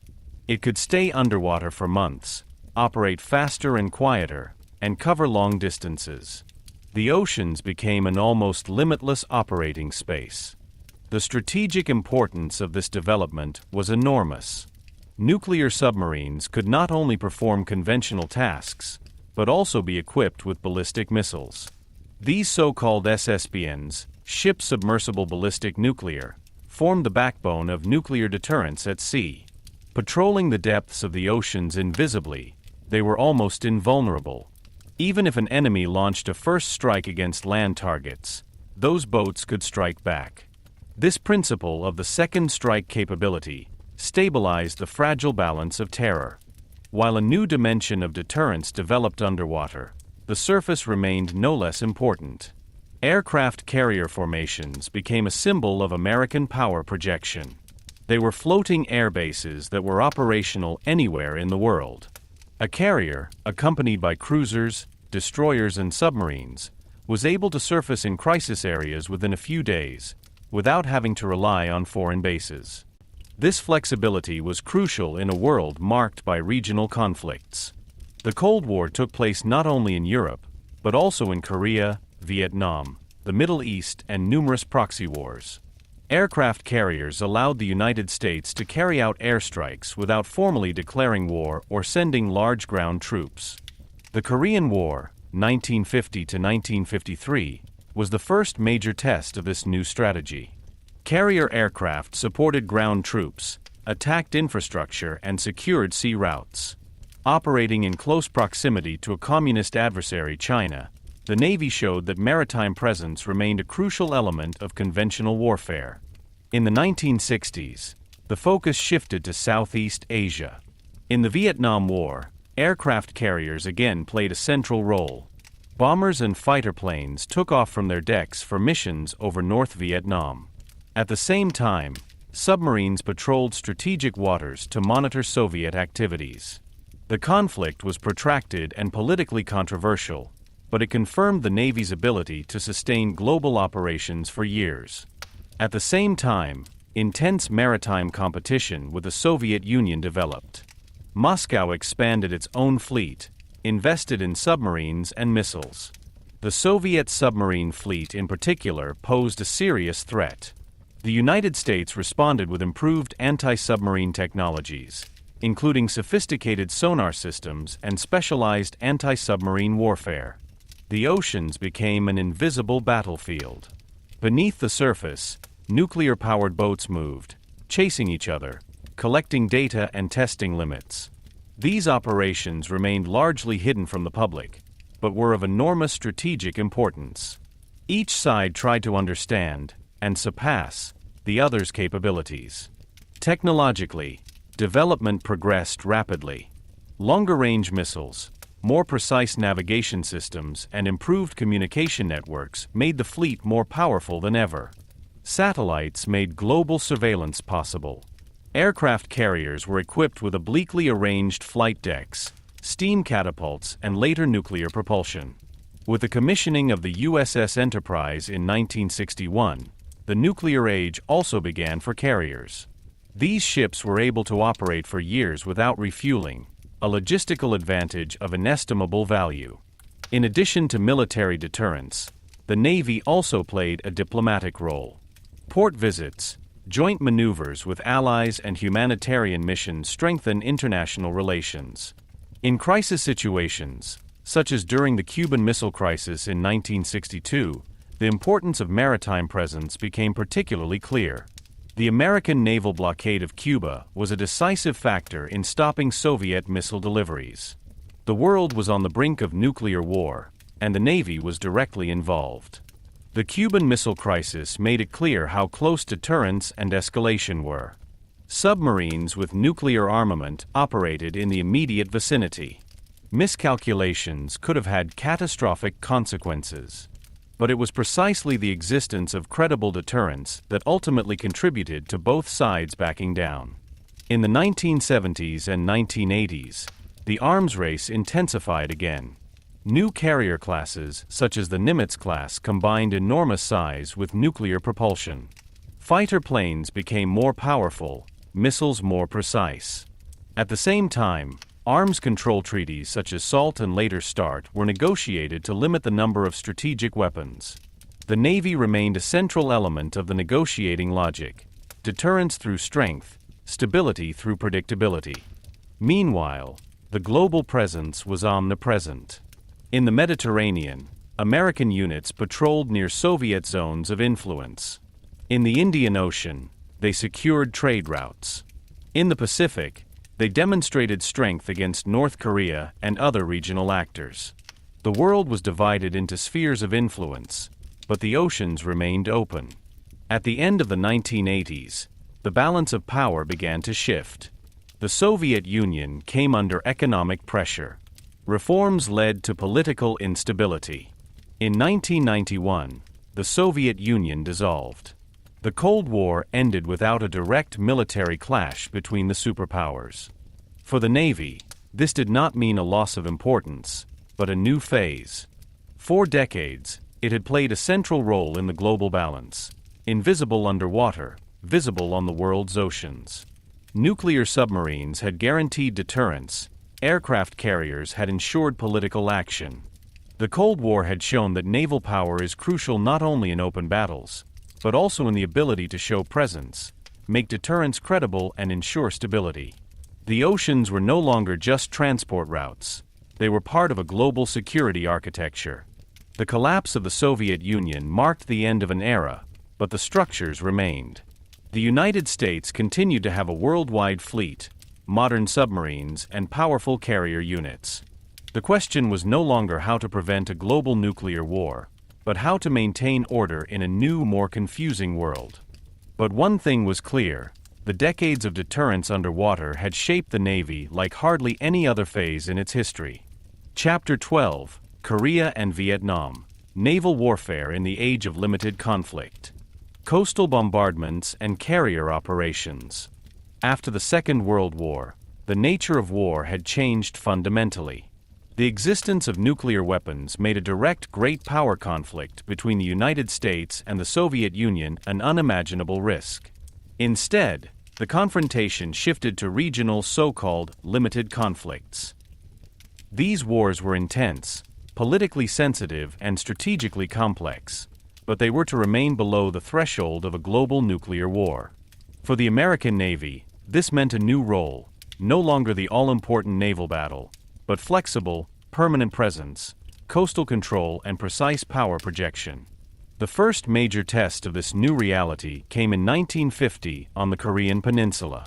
When North Korean troops crossed the border into the South in June, the United States responded militarily as part of a UN resolution. Korea's geographical location, a peninsula with extensive coastlines, immediately gave the Navy strategic importance. While ground troops were under enormous pressure, the Navy was able to react quickly. Aircraft carriers in the Western Pacific became floating air bases. Fighter jets took off from their decks to attack North Korean supply lines, bridges, and troop movements. These airstrikes were crucial to gain time and stabilize South Korea's defenses. Unlike stationed air bases, carriers were mobile and politically flexible. They could operate close enough to be effective without having to rely on foreign infrastructure. In addition to air operations, the classic coastal bombardment played an important role.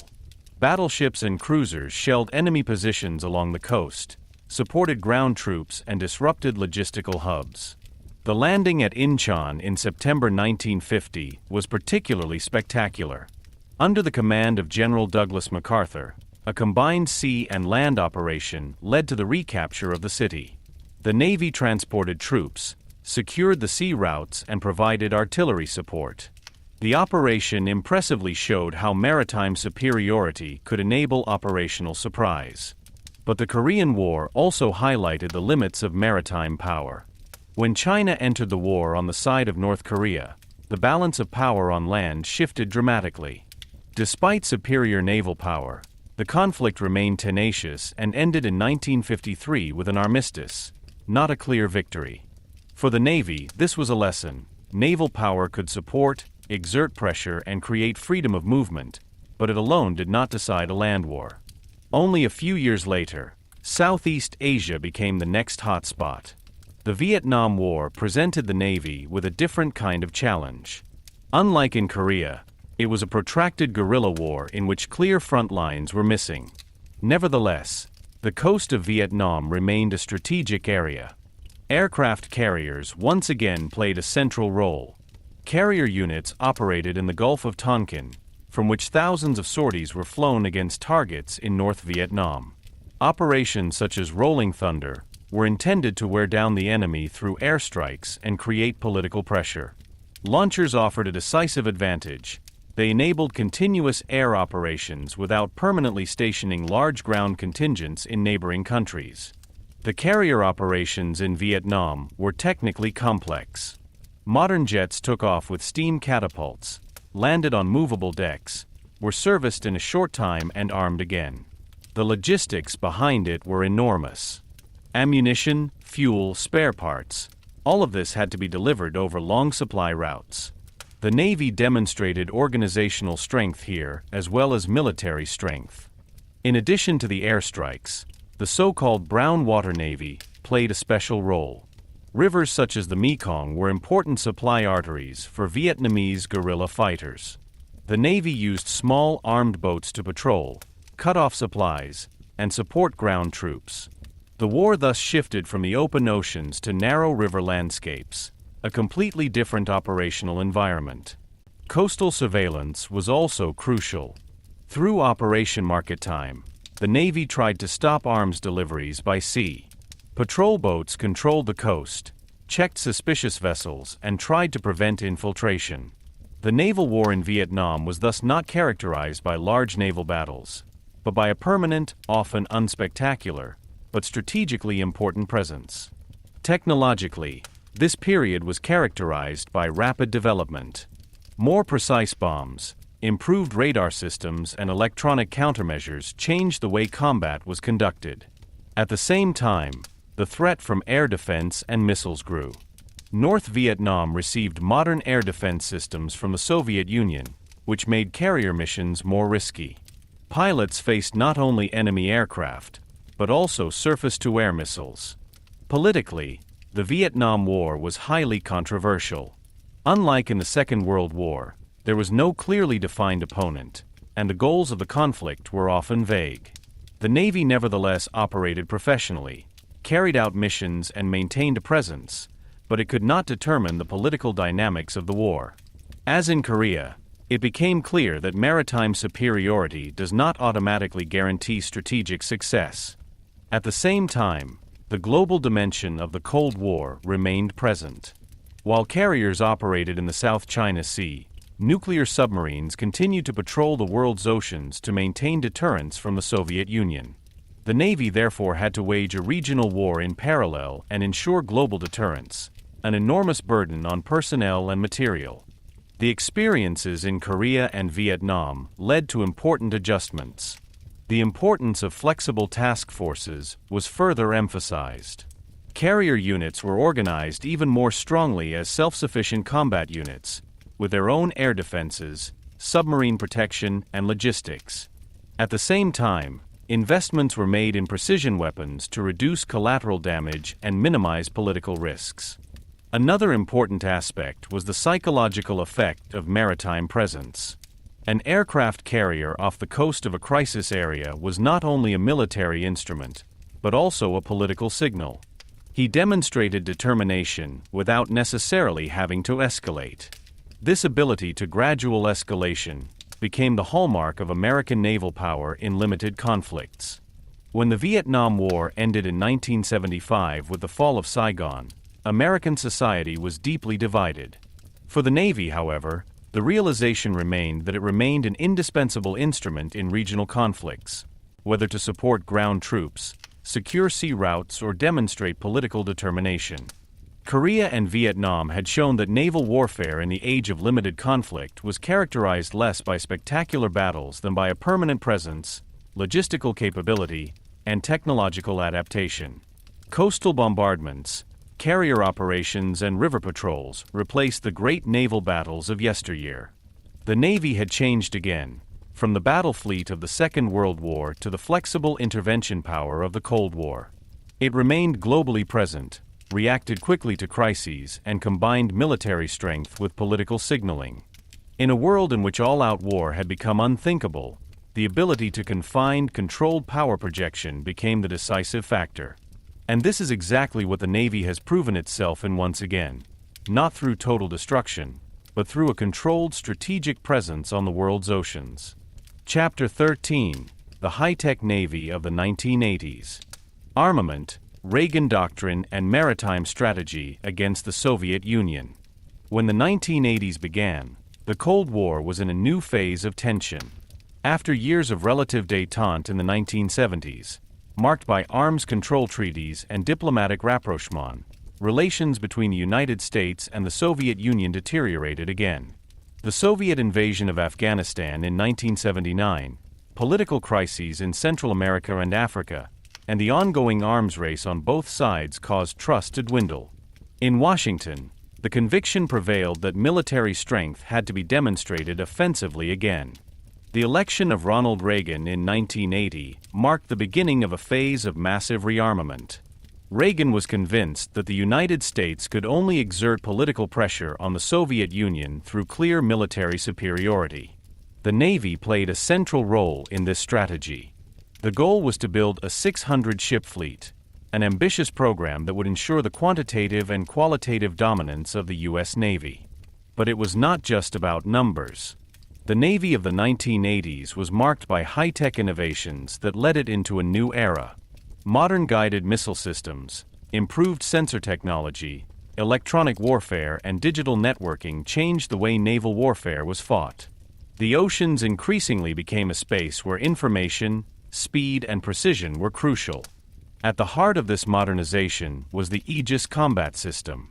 Equipped with powerful radar systems and computerized fire control, Aegis cruisers and destroyers were able to track and engage multiple targets simultaneously. This capability was particularly important in light of the Soviet strategy of planning massive missile strikes against American carrier formations. Aegis ships formed a protective shield around aircraft carriers, making these formations more resistant to air and missile threats. At the same time, the aircraft carriers themselves were further developed. The Nimitz class, nuclear-powered and with an enormous range, became a symbol of American naval power. With their escort ships, they formed powerful carrier strike groups that could operate worldwide. The combination of long-range bombers, fighter jets, and electronic warfare aircraft allowed for flexible deployment options, from deterrence to precise airstrikes. Intense competition also developed underwater. Nuclear-powered Los Angeles-class fighter submarines were equipped with state-of-the-art sonar technology to detect Soviet submarines. The North Atlantic and the Arctic waters became an invisible arena of permanent surveillance. The ability to detect enemy U-boats at an early stage and to eliminate them in an emergency was a central component of the deterrence strategy. However, the maritime strategy of the 1980s was not purely defensive.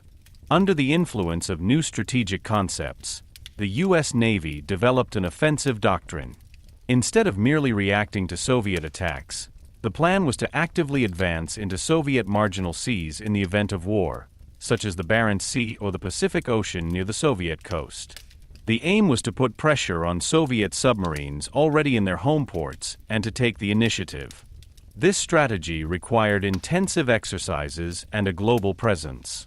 Large fleet maneuvers such as Ocean Venture demonstrated the ability to quickly relocate massive formations. The Navy operated in the North Atlantic, the Mediterranean, the Indian Ocean, and the Western Pacific. Every presence was both military preparation and political signal. The Reagan Doctrine, however, went beyond mere confrontation with the Soviet Union. She supported anti-communist movements worldwide, from Afghanistan to Nicaragua. The Navy thus also became an instrument of indirect influence. Their presence in crisis areas was intended to strengthen allies and deter opponents. An example of this new determination was the operation in Libya in 1986. After Muammar Gaddafi was repeatedly embroiled in international tensions, American planes, launched from aircraft carriers in the Mediterranean, carried out airstrikes on Libyan targets. The Navy had thus once again proven that it could quickly translate political decisions into military action. Technologically, the Navy of the 1980s was strongly influenced by precision weapons. Cruise missiles such as the Tomahawk could hit targets with high accuracy over long distances. This capability changed the concept of deterrence and intervention. A warship no longer had to get in the immediate vicinity of a target. It could operate from a safe distance. Digitization also found its way in.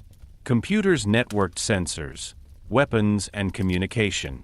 Satellite-based systems improved navigation and reconnaissance. The Navy increasingly became a technologically integrated system in which information was as important as firepower. At the same time, the number of staff remained high. Although the 600-ship fleet was never fully reached, the Navy grew considerably. New cruisers, destroyers, submarines, and amphibious ships expanded the spectrum. Amphibious task forces with Marines on board enabled rapid interventions in crisis regions. But this rearmament was not without controversy. Critics warned of rising costs and a renewed arms race. Proponents argued that it was precisely this strength that put economic pressure on the Soviet Union. In fact, the economic situation of the Soviet Union worsened in the 1980s. Competition for military superiority was expensive, and Moscow had fewer resources at its disposal.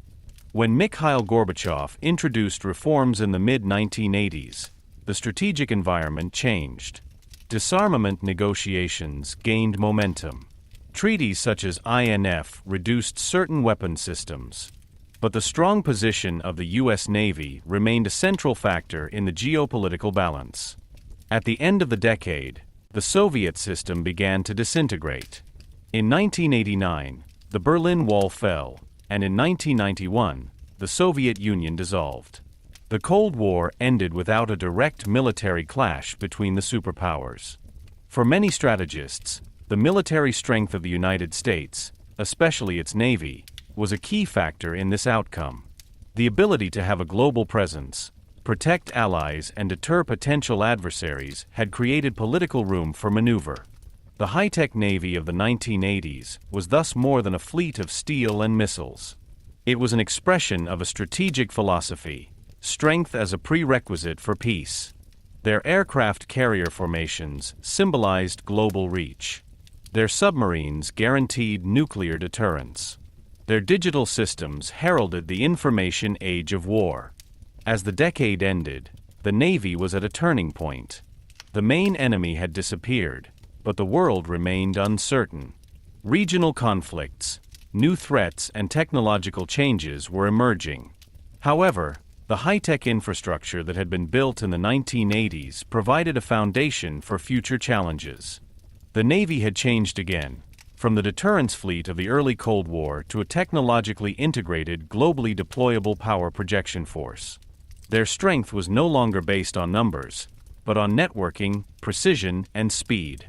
With the end of the Cold War, a new era began.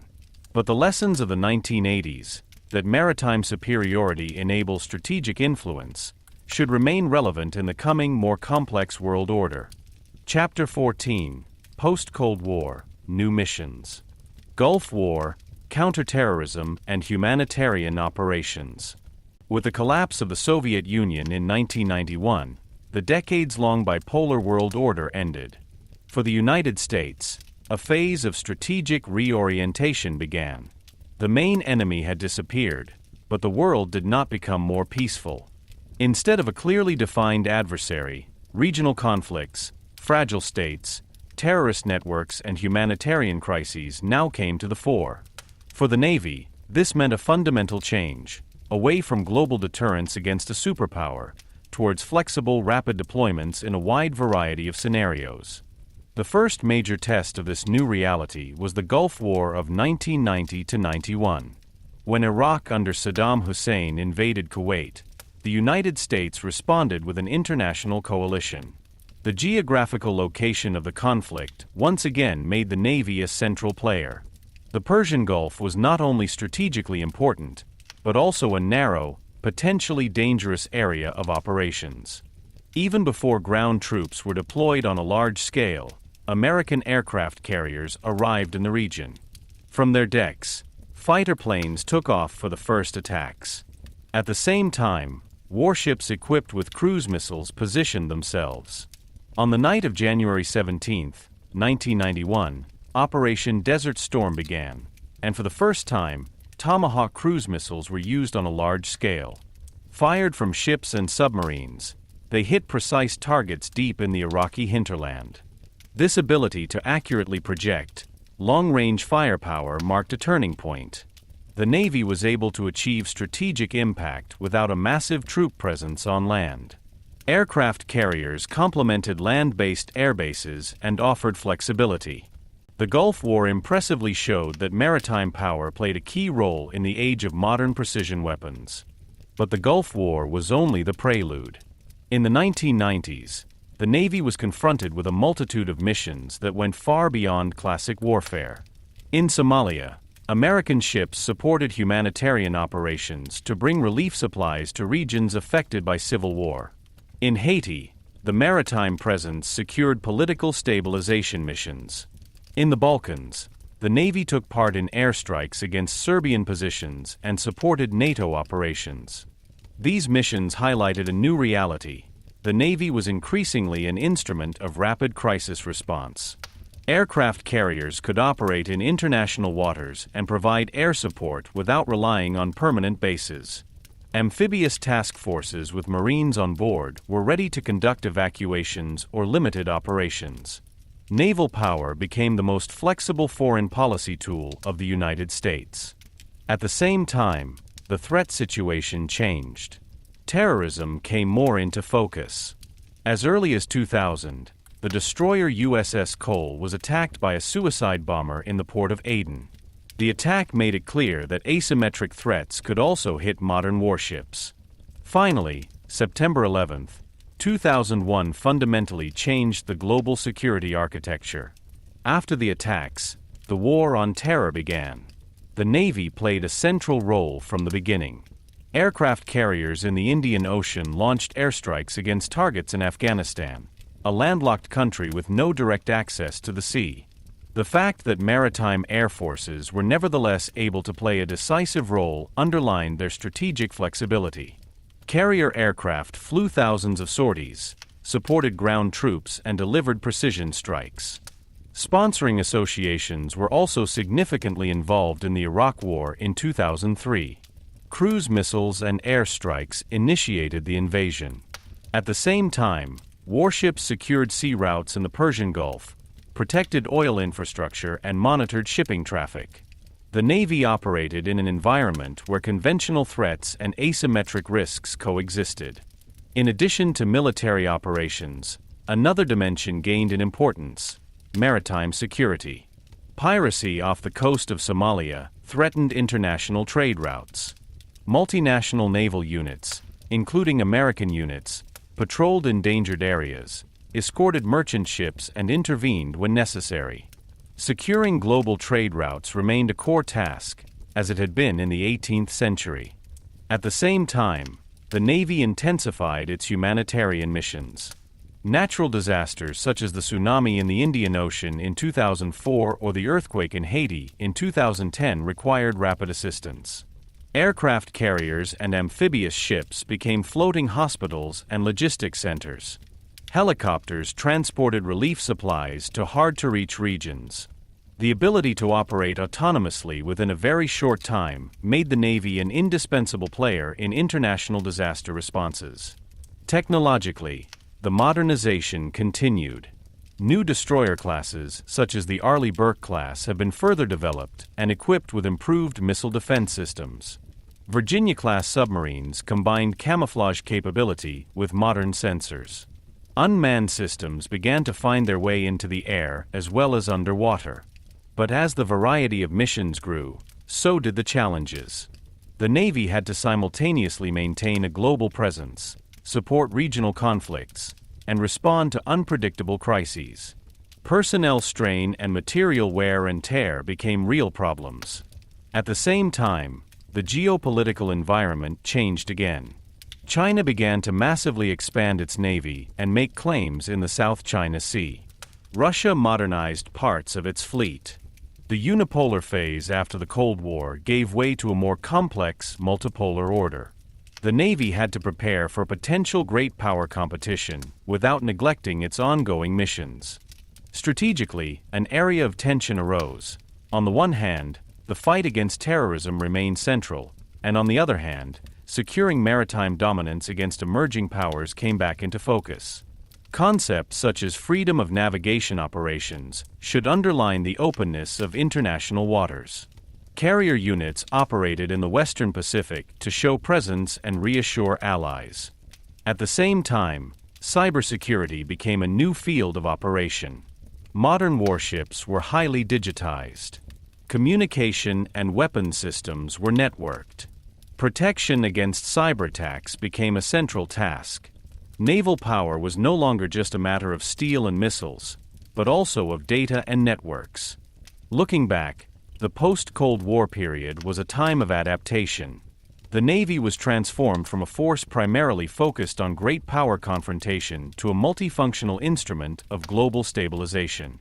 It waged conventional wars, fought terrorist networks, secured trade routes, and provided humanitarian aid. One basic principle has remained constant: control and presence on the world's oceans enable political action. Whether in the Persian Gulf, the Mediterranean, or the Pacific, the ability to react quickly and flexibly made the Navy a central element of American foreign policy. But the world remained changing. New technologies, new rivalries, and new threats were on the horizon.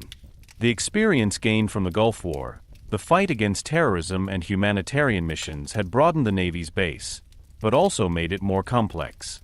She had to be a fighter, diplomat, and helper at the same time. With the beginning of the 21st century, it became apparent that the oceans would once again become the scene of strategic competition, not only against terrorist groups, but also against emerging great powers. The phase after the Cold War had shown that naval power can be used in many ways. But the coming decades would require it to adapt again, to a world that is increasingly interconnected, technologically sophisticated, and geopolitically contested. Chapter 15: The U.S. Navy in the 21st Century. China, Cyber War, Drones, and the Future of Naval Power. At the beginning of the 21st century, the maritime dominance of the United States seemed almost unchallenged. After the end of the Cold War, the U.S. Navy had the largest, most technologically advanced, and most globally present fleet in the world. Aircraft carrier groups operated in all oceans.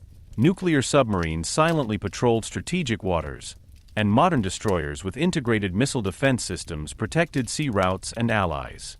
But beneath the surface of this apparent stability, a profound change was emerging. The most important factor in this change has been the rise of China.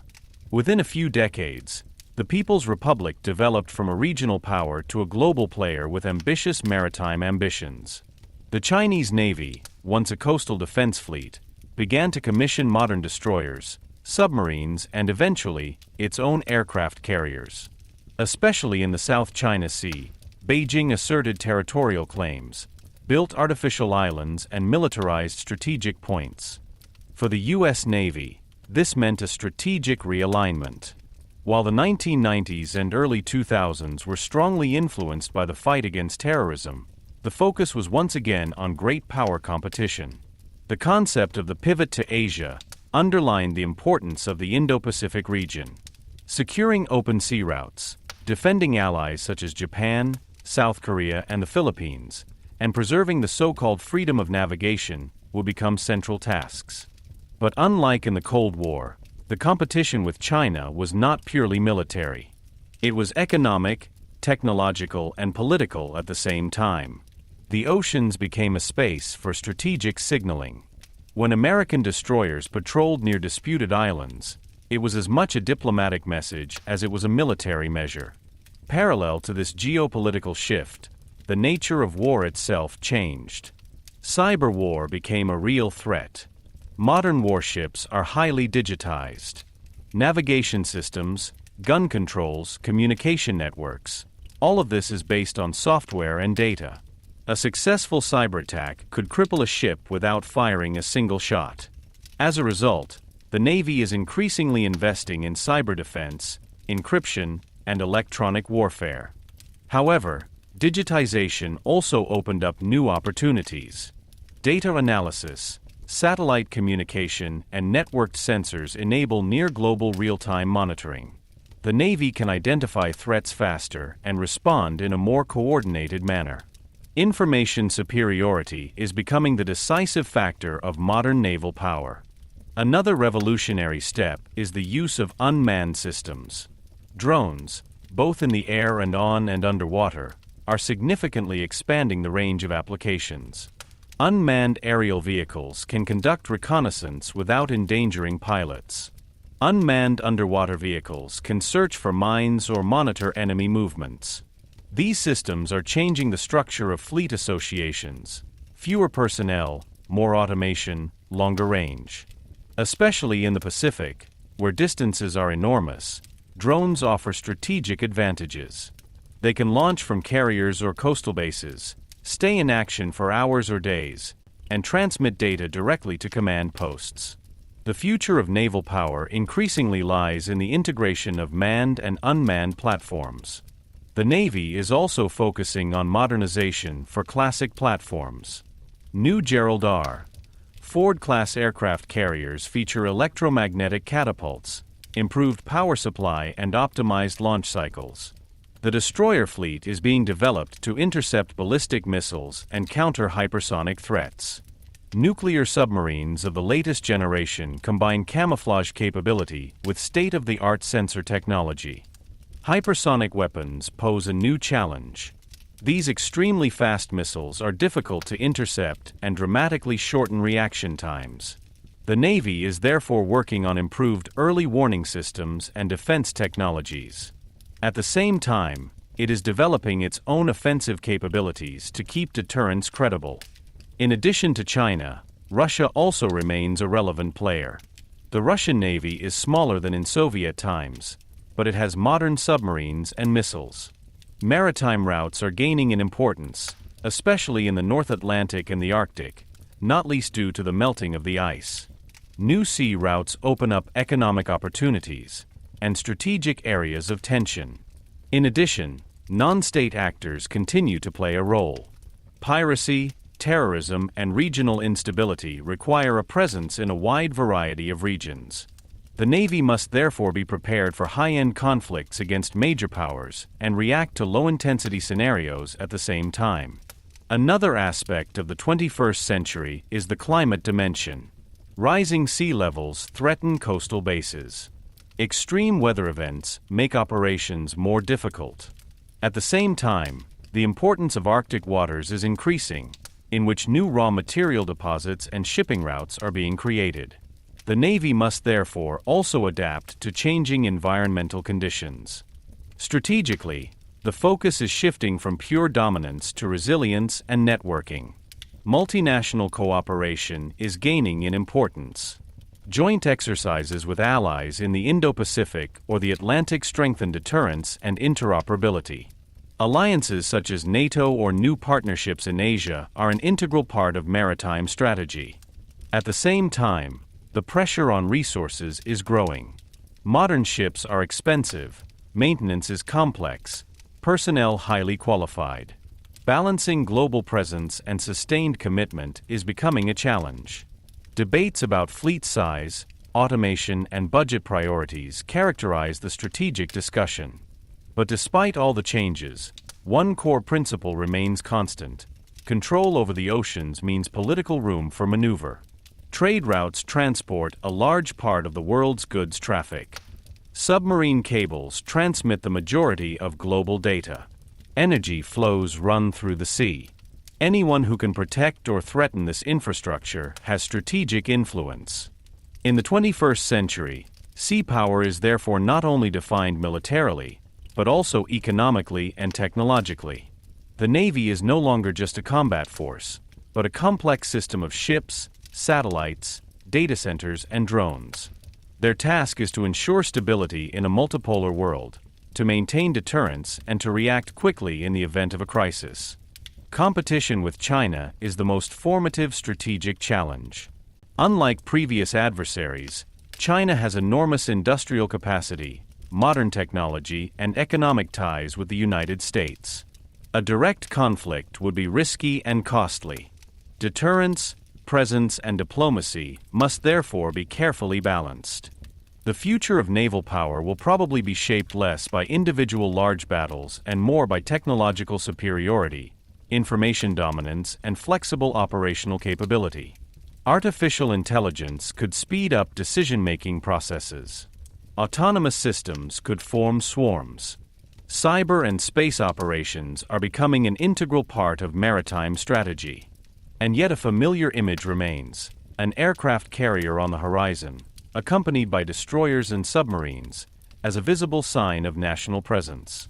Behind this picture, however, lies an increasingly complex architecture of data, algorithms, and global networking. The U.S. Navy in the 21st century faces challenges that go far beyond traditional naval battles. It must deter, protect, help, and innovate at the same time. It operates in a world where power is defined not only by cannons, but by codes and chips. But one thing has not changed since 1775. The oceans remain crucial for security, prosperity, and influence. And as long as that is the case, the Navy will remain a central player on the stage of world politics, changeable, technologically advanced, and always ready to show presence on the seas.